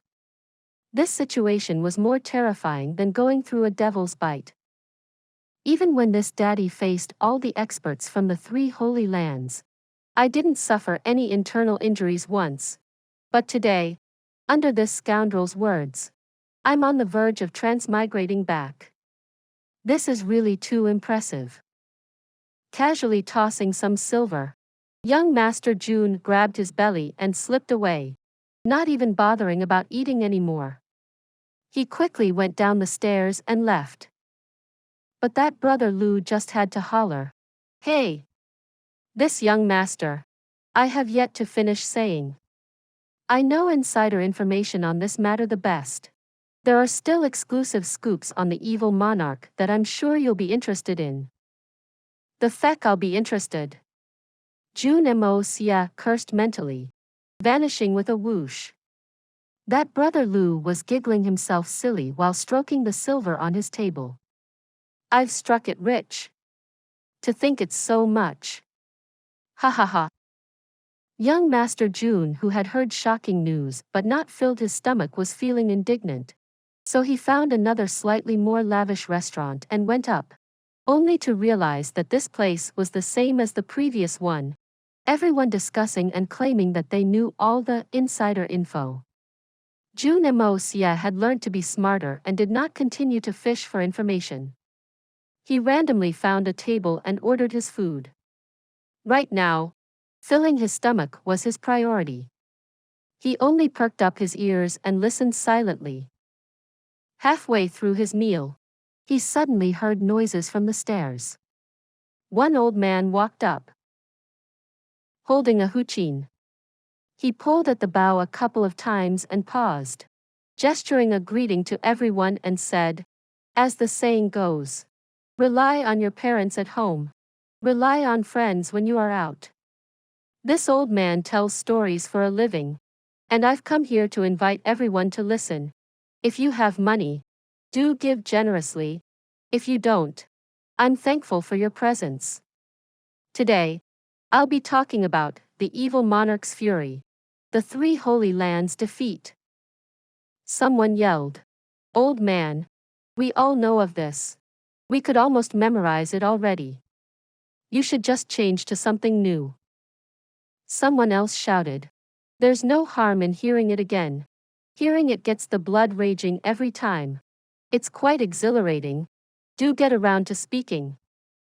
That old man laughed proudly and said, everyone may not be aware. What I'm about to say today is the absolute insider information of this matter. There is nothing that can be missed. Everyone, please be patient. Then, he pulled his huqin twice and slowly began to tell his story. Jun Xie was getting all excited from listening. This story of the evil monarch coming from this storyteller had become a tale that shook one to the core. Unimaginable complications, the thrills in the fight and battle, and the grudges behind this matter were slowly unveiled. The more Jun Xie listened, the more his mind began to wander. This old fellow really made this evil monarch sound like an open and honest man. So heroic. Truly everyone's idol. This guy was a little too engrossed, clearly forgetting that he himself was the main lead of that story. Yet this really could not be blamed on young Master Jun. The things that the evil monarch this storyteller mentioned, no matter which one, was a complete stranger to Jun Xie. He was literally listening to a story that had nothing to do with him, but it was being delivered in such an exciting manner, so how could one not be hooked? From start to end, only a few key words were used to link things together, but everything else was not done by young Master Jun at all. Not only young Master Jun, everyone else present was also thoroughly captivated. After the evil monarch heard of this, he was instantly enraged. He punched a giant hole into the heavens, yelling, "The 3 holy lands are too overboard. This evil monarch swears to not rest until I die." And so, he ordered for all the experts under him to gather. As such, 1 dragon, 2 phoenixes, 3 tigers, 4 panthers, 5 bears, 6 lions, 7 wolves, 8 cranes, 9 demons led 36 devils, 72 fiends, 108 soldiers, 365 spirit Xian and set off immediately, issuing a letter of challenge to the 3 holy lands. The situation was tense, and the moment it set off, the entire world was in trouble and doomed. After the 3 holy lands received the letter of challenge, they refused to back off and replied, "If you want to battle, then we shall battle." Thus both sides made an agreement. On the 3rd day of the 3rd month, they shall determine the winner with 33 rounds of battle. When that day came, the winds howled and thunder roared. Blood flowed like river, and corpses piled like mountains. There was even a poem, "The evil monarch is enraged. How could the 3 holy lands take it lying down?" 33 rounds of battle that shook the heavens and earth. The wind remained cold even till now. If you'd like to know what ensued, please stay tuned. The huqin began to play. Then, this old man brought out a plate and walked before everyone, bowing to seek some form of tips for his storytelling. Everyone was completely enthralled by the story, but were left hanging from how he stopped at such a crucial point. They casually tossed a few coins and urged him, "Continue to say. God dang it. How could you stop at a juncture like this? Hurry up and continue. Hurry.